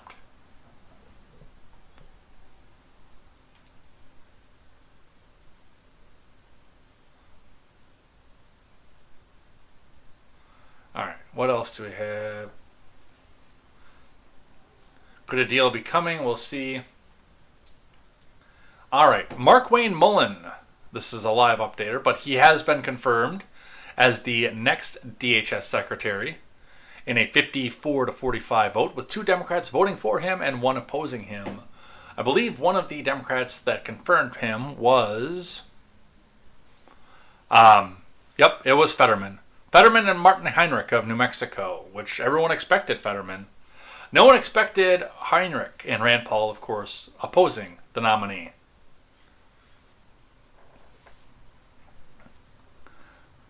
So Mark Wayne Mullen is now the new director of the DHS, and we will see what happens with that. Let's grab one from the Daily Wire. Democrat makes surprise break from party on major Homeland Security vote. From Cameron Arcand. A Democrats' vote to move forward with the confirmation of Trump's pick to lead DHS was considered a surprise, and it garnered some backlash on the left. Translation, that guy's probably not getting his seat back. Let's see. If he just said yes and refused to elaborate. Quest says redirecting ICE is kind of like how France rotates military personnel through airport flight security.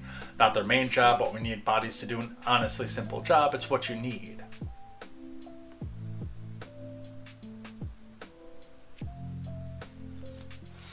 Having them be armed is all well and good until they become someone else's holster. Quest says, I love the story about when Sam Kinnison's angry wife had put a loaded pistol in his luggage. Lots of guys with guns appearing from nowhere. Mullen is a Democrat. He's got an R next to his name. Hey, Pup. Alright, Martin Heinrich voted to allow Mark Wayne Mullen to advance to the final step of the confirmation process to become the next DHS secretary, succeeding Kristi Noem. Heinrich and Fetterman are the only two Democrats who voted in favor of Mullen, who's expected to be confirmed later on Monday. This is going to be a surprise to some people, but I consider Mullen a friend. We have a very honest and constructive working relationship.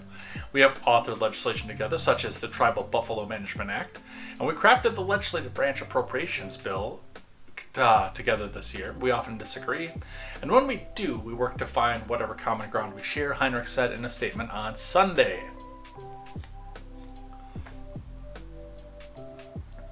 I have also seen firsthand that Mark Wayne is not someone who can simply be bullied into changing his views, and I look forward to having a secretary who doesn't take the orders from Stephen Miller. Burn! I don't know if you know this or not. I've said it a lot on this channel, but I don't care for Stephen Miller. The senator said that even though New Mexico is a border state, he has not had any constructive relationship with the DHS secretaries during the current and previous Trump admin. I want someone who recognizes the necessity of judicial warrants, as he has. I would like the secretary who I can call and have a constructive conversation with about my state and the unique terrain that exists in the Southwest and the proper mix of structure, technology, and personnel necessary to effectively secure our border, the Democrat continued. So, we've got that moving for us. We will see how that goes.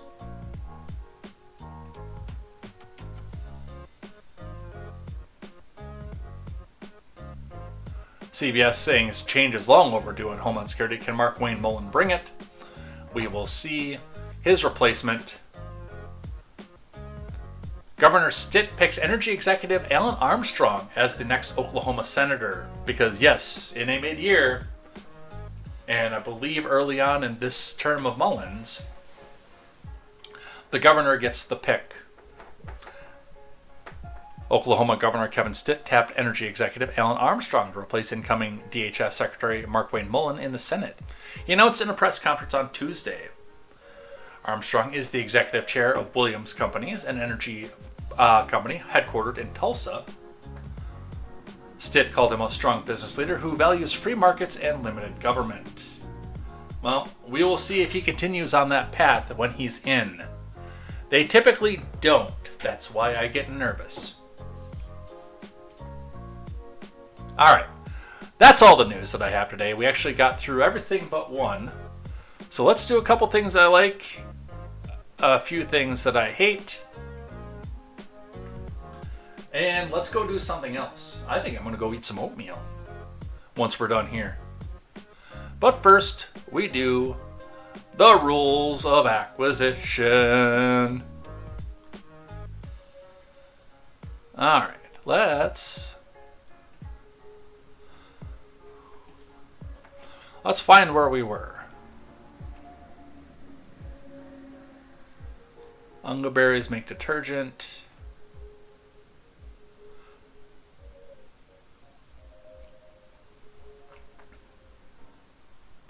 Alright, so we are on the 190th rule of acquisition from the DS9 episode Call to Arms. Kind of goes on to the play about the Ferengi's ears, but also an idea of what you should do with this, because rumors can push business in the wrong direction or the right direction as we go. But the 191st or the 190th rule of acquisition: hear all, trust nothing. That's right.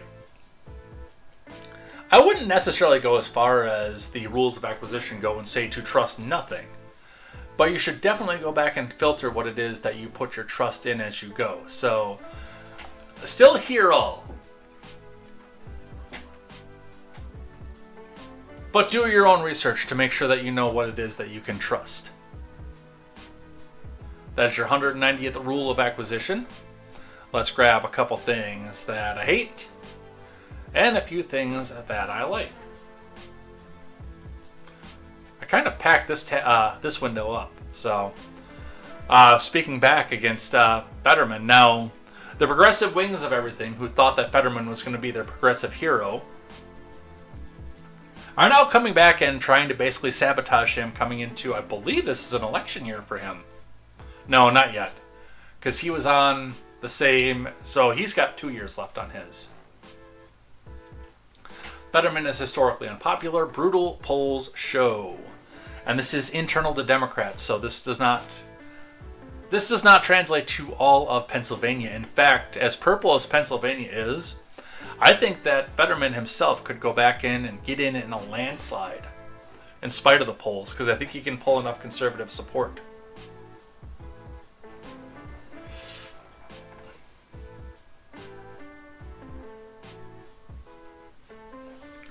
When John Fetterman was elected in 23, the Democratic Party thought it might have been a new kind of leader. The gruff, hoodie-wearing Fetterman was able to win over the working class in the country's most important swing state and defeat his Republican challenger Mehmet Oz despite suffering a stroke in the middle of the campaign. As it turns out, the Democratic establishment was right, and not in the way that they thought. Since Fetterman's election, his net approval with Pennsylvania Democrats has dropped 108 points, from 68 plus in 23 to minus 40 in 26. He's down there with the Titanic, Enton said. There's no historical analog to his unpopularity.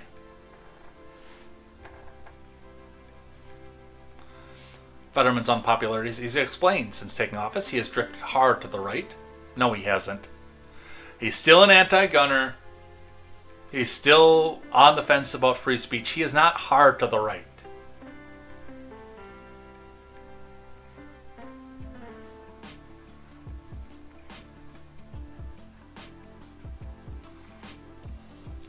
For reasons largely unknown, he's often the lone Democrat who votes alongside the GOP, for instance, when he voted to continue the DHS funding or to advance Wayne Mullen's nomination. He's probably the most vocally pro-Israel Democrat in the Senate. It's a stark change for a politician who formerly championed the progressive causes. Honestly, I think that was his wife. Enton noted that Fetterman's popularity among his own party is worse than that of every single sitting senator who lost a primary this century. He will still certainly be a target for replacement when the Pennsylvania Senate primaries occur in 28. Which that is a shame, because I think he could win no matter what. If he got past the primary stage of things, I definitely think he's a shoo-in to get at least another term. From The Independent, ICE arrests streamer on his way to hospital to see baby daughter in NICU. This one frustrated me. Because I'm sorry. The thing that's always frustrated me has always been the DREAM Act. And yeah, we're over the 2-hour mark. Well, we're not quite to the 2-hour mark yet on the recording. But still, I look at this and this... ICE is... I'm sorry, not ICE. I keep saying ICE. The DREAM Act has always been a sticking point to me, and it's always been a huge one. It's always been something that just frustrates the hell out of me. And I've always been of the camp. Either get these people into a path where they can get in front of a judge and make their way towards being a citizen if they're going to be here forever. Or deport them so they at least know what they're getting tomorrow. But these people, some of them since the 80s, because they came over, some of them are my age at this point, have had to go every 4 years since Obama was in office. Every 2 years, honestly, since Obama was in office.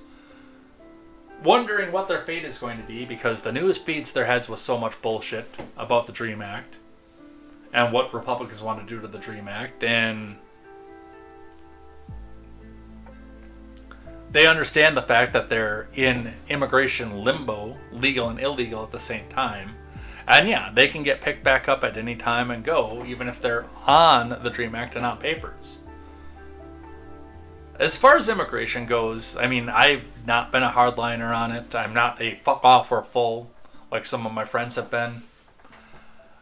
But I do think that, yeah, we need to get some of these people up in front of judges, make their case, and let immigration decide whether or not they stay or where they go. It pulls me off from the hard right, but that's because I'm not a fucking right-winger. I understand that some of these people have been here for 40 years, and honestly, I sympathize with a lot of them based on the fact that the companies can get away with paying them $3 an hour. And they can't say anything, otherwise the company is going to go back and call ICE and have them deported.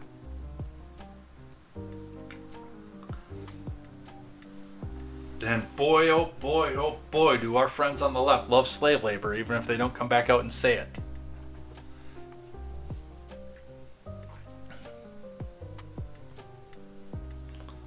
Apparently, my Congresswoman Yvette Clarke is the author of the DREAM Act, one of the many pieces of legislation she's not gotten passed. She's never gotten her own legislation passed. Interesting.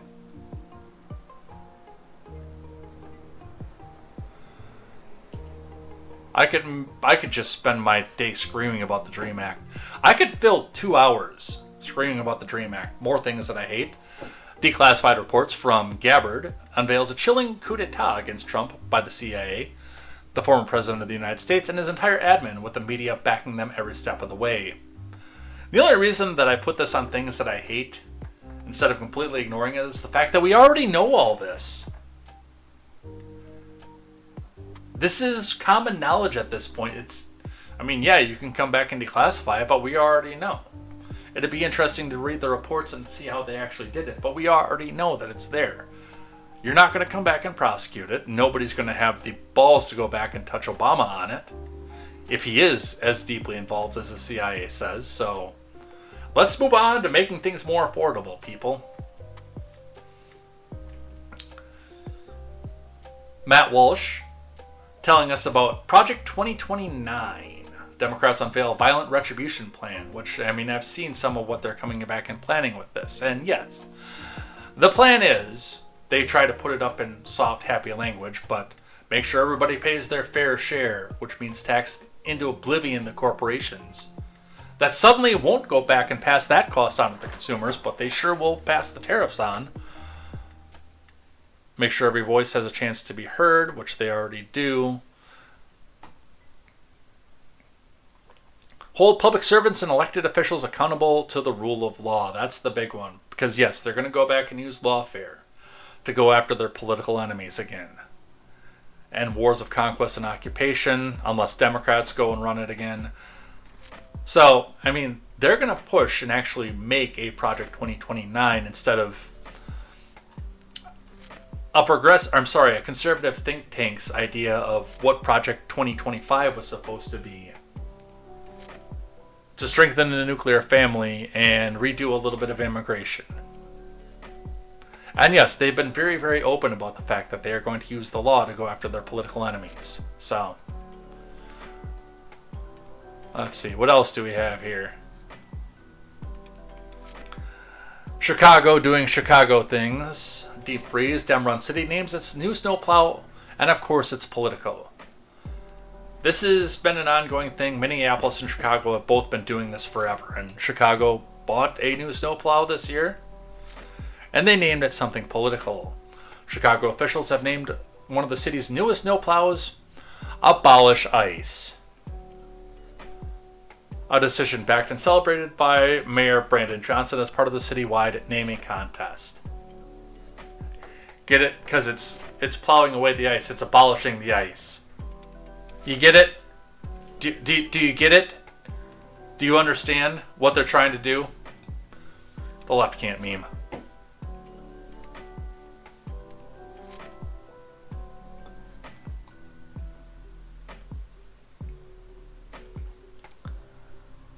Given the fact we're over 2 hours, I'm going to skip this Cuba thing because it's so stupid. TLDR. A bunch of progressive influencers went to Cuba to go have a Coachella down in Cuba to try to raise awareness over the fact that Trump is trying to take it over, even though he's not. And complained about the fact that they can't stream it back out to their followers because the internet sucks down there because of communism. And yeah, the activists that go down there are sitting out there in 5-star hotels while the people of Cuba sit out there and starve. There's your TLDR on that one.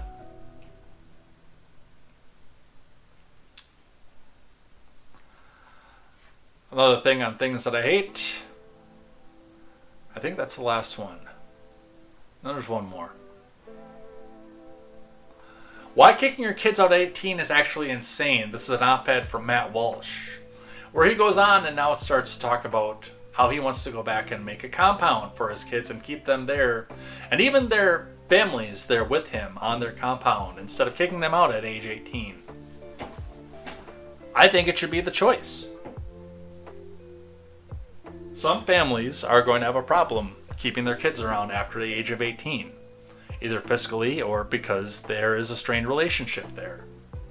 Some families are going to try to keep their kids around forever. And some kids are never going to want to move out. I'm a little bit torn on this one here because I, myself, was chomping at the bit to get out. By the time I was 17, I already had a plan to get as far away from where I currently live as possible. Don't judge me. There were extenuating circumstances that got me back here. But yeah, this shouldn't be a we decide everything for our entire society based on the experiences of one person or another. This should be what works best for the family and the people that are in the family. And it always should be. Alright, let's do a few things that I like. Then we head out of here.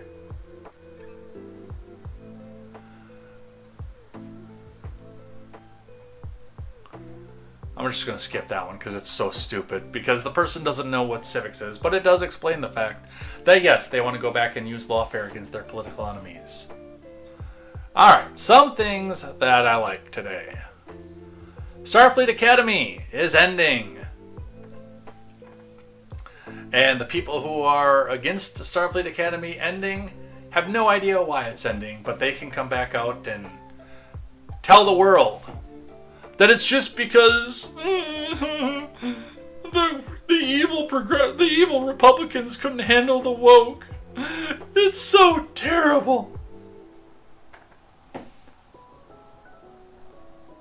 We're grateful to Alex Kurtzman, Noga Landau, and Gaia Violo, and the entire cast and crew who pushed for storytelling boundaries in the spirit of Roddenberry's vision. We look forward to sharing the upcoming second and final season with everyone and continue to celebrate the cast, crew, and all that was accomplished with this series. The upcoming second season recently wrapped production. A premiere date is TBA. It might not make it. That's the thing. Produced by CBS Studios in association with Kirkman's Secret Hideout and Roddenberry Entertainment, Starfleet Academy follows the adventures of a new class of Starfleet cadets as they come of age in one of the most legendary places in the galaxy.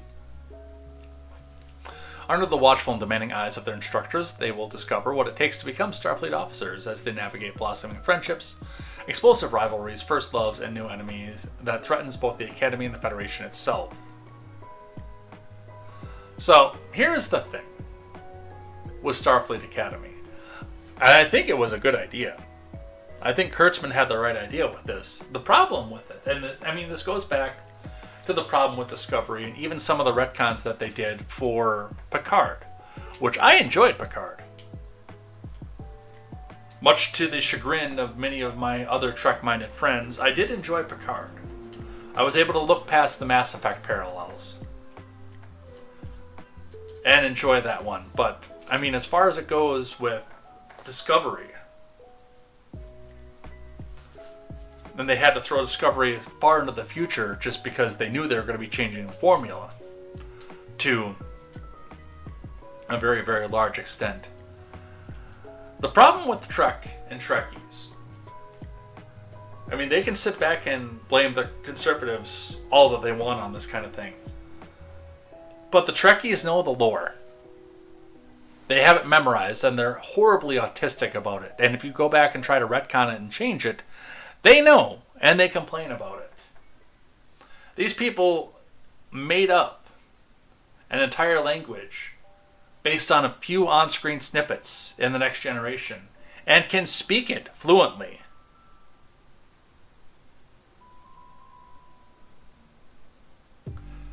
To think that they don't know what all the lore is and everything else that goes along with that.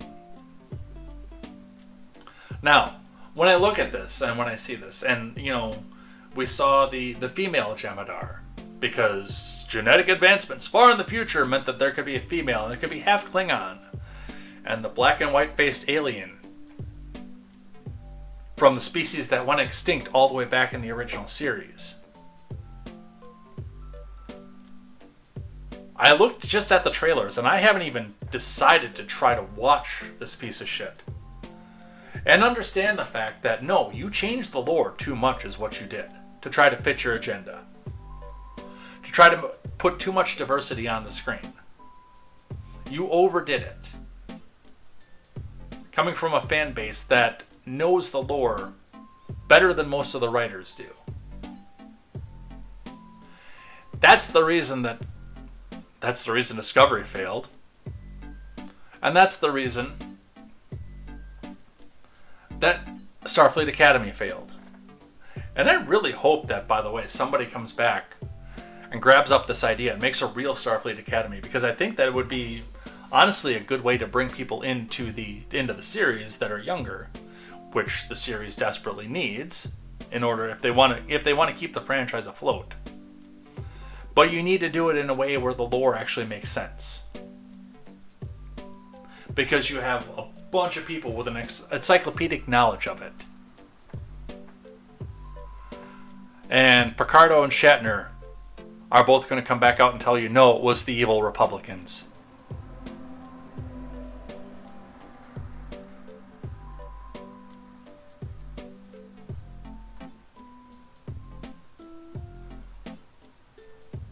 The biggest one on things that I like today is the Afro Man trial from Vanity Fair. Afro Man wins lawsuit filed by the cops who raided his house. And he did it wearing a suit adorned with the American flag, which is against flag code, I know. But you know what? It's still hilarious. Before Friday, Grammy-nominated musician Afro Man might have been best known for his 2000 hit, Because I Got High, but now he has a new claim to fame as the man who fought the law and won.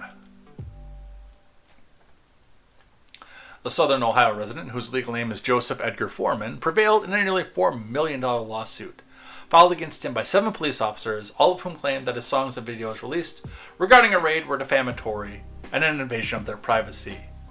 Except that they weren't. So, just a bit of backstory for this one, which I didn't even know about this, is Afro Man's house got raided because there was suspicion of kidnapping. A bunch of cops came in and looked around. They didn't find anything. And then Afro Man went back and wrote a song, or wrote an album about it, actually an entire album about it. And they said, no, this is an invasion of our privacy. You can't talk about the fact that we were in your house. And, well, fair use says that they can, so. I don't think that there's going to be a build to this one, because they try to get money out of him. He didn't countersue, he just fought back against it and won. He didn't just accept and settle out of court. He said, no, fuck this. Now, yes, if there was a countersuit, that would be a legitimate concern, and that's something that we have to go back and watch for, but I don't think that there is going to be a countersuit to this one. Because he made way too much money off the album, which is now going to get even more airplay. Because of the fact that this happened, and people remember who this is at this point. Because the civil trial generates a massive resurgence in popularity for Afroman's music. In fact, other people saying that his catalog has gone up 500%. And the Taste of Belgium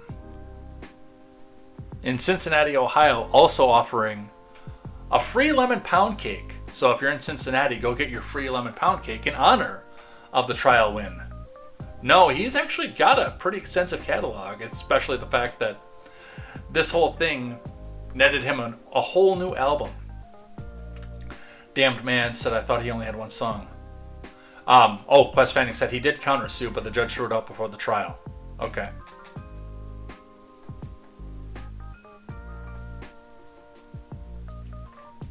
But the best thing that came out of this, of course, is the song, you guys. I cracked up. If Palm is still in the chat, she can, because she heard me upstairs when I first heard this morning. I looked up the song. And you got other ones here of, will you help me repair my door? Stuff like that. Like, he made a legitimate full album about the fact that he got raided by the cops. But apparently one of the deputies that came in, a rather portly man, stopped and just kept looking at a lemon pound cake that his mom had made on the counter. And it was funny enough to Afroman that he made a song about it, which I'm going to share with you. And I don't care if we get copyright popped off of this one. I want you guys to go back and look it up a little bit more. I don't think we're going to do the whole song, but have a listen.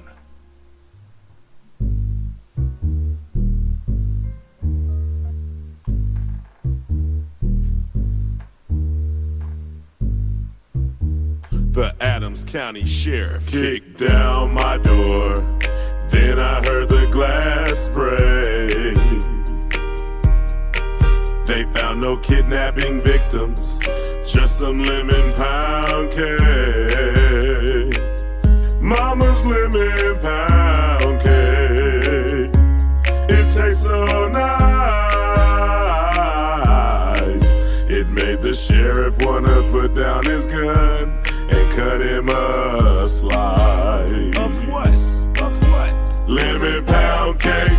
He wanna put down his Glock. Lemon pound cake. Trending on TikTok. Lemon pound cake. He's a family guy. Lemon pound cake. The munchies because he got hot. Lemon pound cake. Pound cake. He's a Adams County Sheriff. He's hungry and he's big as hell. He was sniffing for weed, then he smelled another smell. What was that? Mama's lemon pound cake. It tastes so nice. It made the sheriff wanna put down his gun and cut him a slice. Of what? Lemon pound cake. He wanna put down his Glock. Lemon pound cake. Trending on TikTok. Lemon pound cake. He's a family guy. Lemon pound cake. Munchies because he...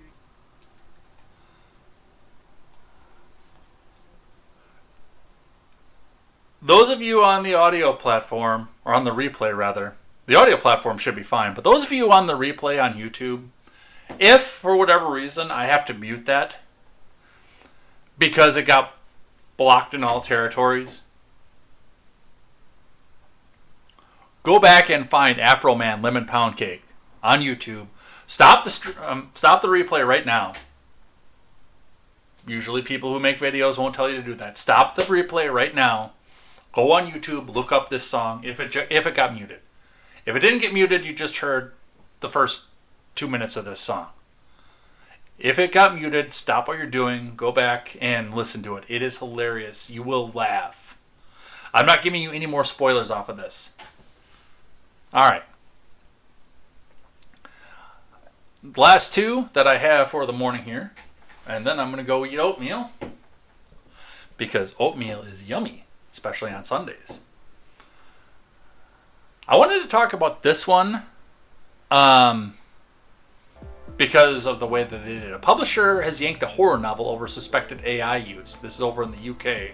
Now, we don't have these specific restrictions in the US, but I still like the fact that the publisher yanked it because of this, and I'll explain why based on basically my uses. The horror novel Shy Girl is being pulled from publication in the US and won't be sold anymore in the UK due to suspected use of AI by the author Mia Ballard. Hachette remains committed to protecting the original creative expression and storytelling, noting that authors are required to disclose any use of AI for writing before submitting their work. Okay, so this is a publisher thing. This wasn't a government thing. I thought it was. I thought it was a government thing. Shy Girl was slated to be released later this spring. Ballard responded to the accusations by email denying the allegations. So apparently they were able to go back out and look through this and find patterns of the AI. Now, I have rekindled my interest in my own book, something that I started when I was 31, long before I found the webcam, by the way. And long before AI existed. And anything that I have written, because I haven't written since I rekindled my interest, just thrown a few ideas out. And I will full out admit that I've been bouncing ideas back and forth off ChatGPT since I started using ChatGPT. That was one of the second things that I did with GPT was, start asking questions and bouncing ideas off. And I think that's fair. I think if I were to go through Hachette Publications, I would have to disclose that, and I would. I'd be open about it. And I've saved all the chats too, so they can see where I put in there specifically. Because, admittedly, GPT did try to go back and rewrite stuff. I ignored it. And after I saw them go back and try to rewrite stuff, and it was an editing rewrite, not necessarily a full rewrite or a full write of the ideas, but the GPT went through and fixed mistakes and fixed redundancies and everything, and I did ignore it. But I put the rule in place after I got all the stuff that I've written uploaded into there. I said, no, because if you use GPT for anything that's writing based, it will come out and ask you, like, hey, would you like me to write this scene up for you? I have all the rules for the scene. Would you like me to write it up for you? And I said, no, that is my job to write this. Anything that we do is going to be prompts only. So I can bounce an idea off you, so we can program you to have the personality of one of the characters, and I can talk to that character. The writing itself, that is all done by me. And I laid that guideline out there, and yes, GPT has actually thrown it back in my face a few times. And said, hey, by your interest of this being prompts only. And they will put on there, prompts only. It says, it's making sure it's playing by the rules.